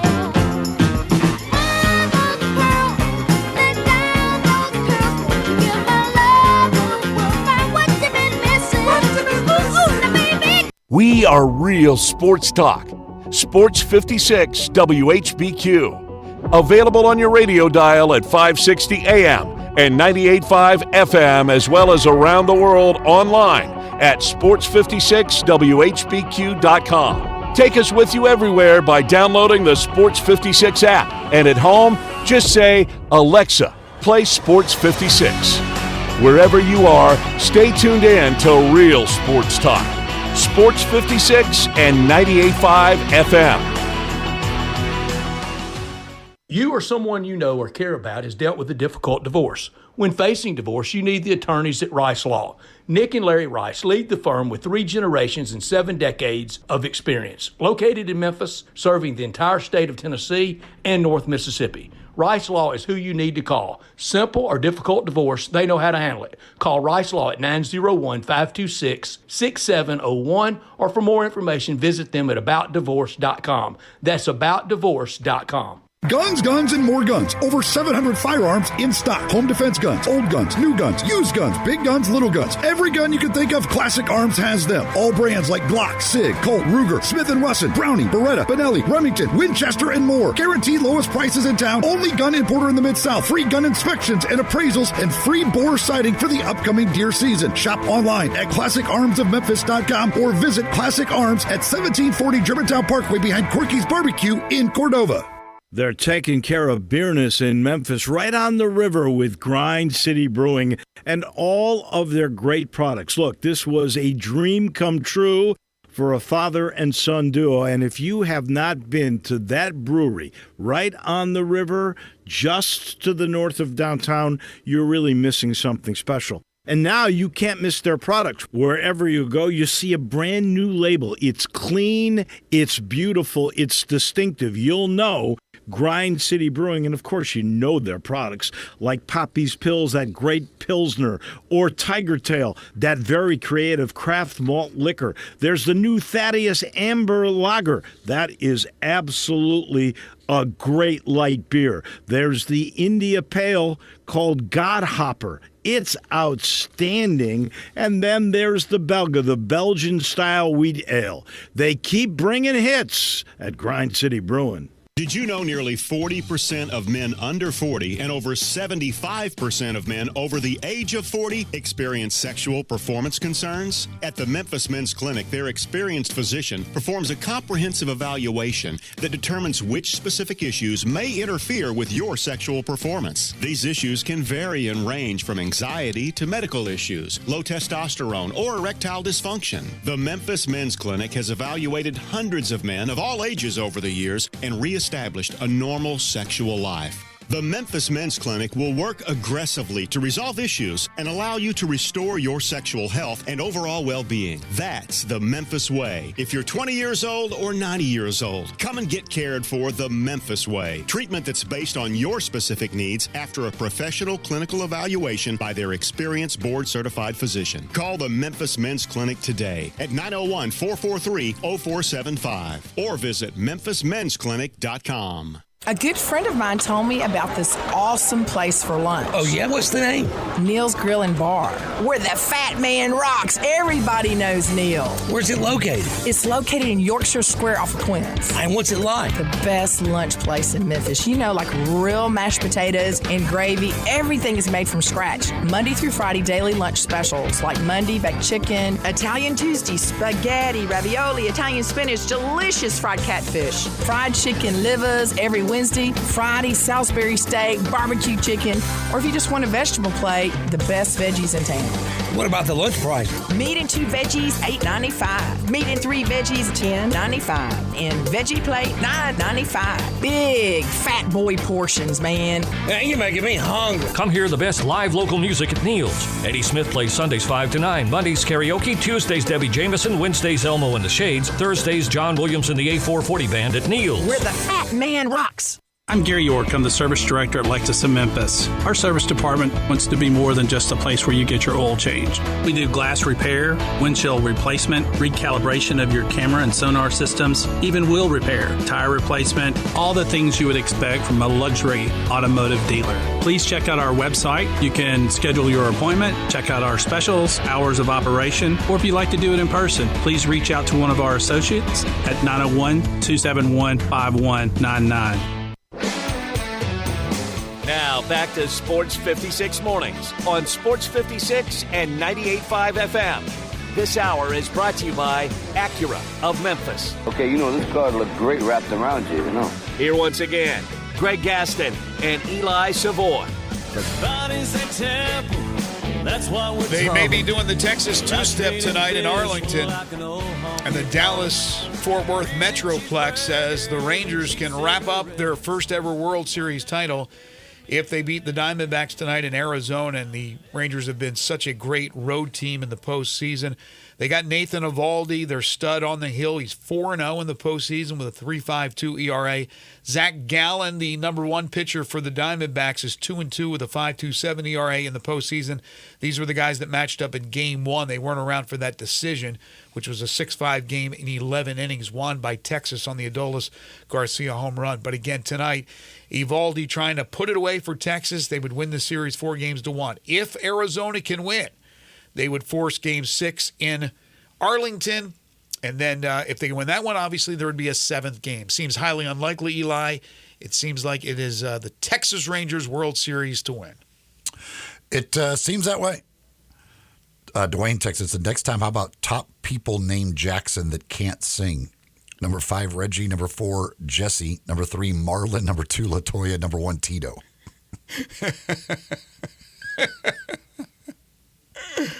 You throw Randy in there. Everybody except for Michael and Jesse. You could throw Randy Jackson in there. Which Reggie Jackson? We're talking the baseball player or the basketball player? Either one. I don't know.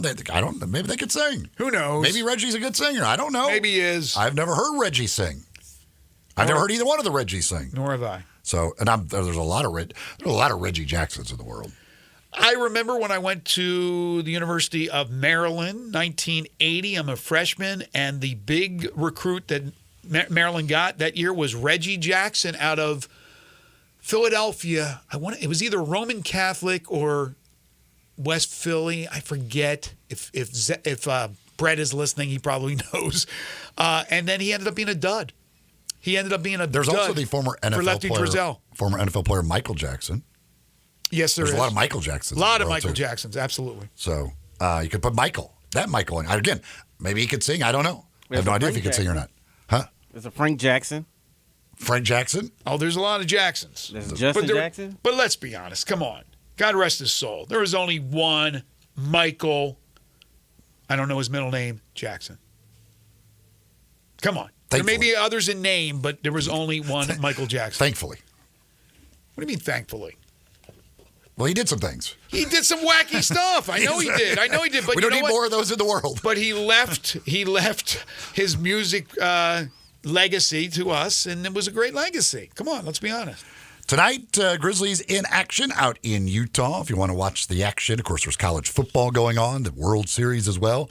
All the action will be on at East Coast Wings and Grill with all the TVs to watch the games. Anytime there's anything going on, they've got it on for you at East Coast Wings and Grill. While you're watching, you can enjoy great food like 60 flavors of wings or one of their great burgers or flatbreads or any of the other sandwiches or salads from the lunch menu, dinner menu, whatever.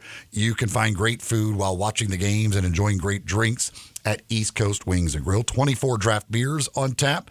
Any other drink that you need, they've got you taken care of as well at East Coast Wings and Grill. Well, today being Wednesday, that means kids 12 and under eat for just $1.99. That's from 3:30 until close. 3:30 to 6:30 is happy hour. That's Monday through Friday.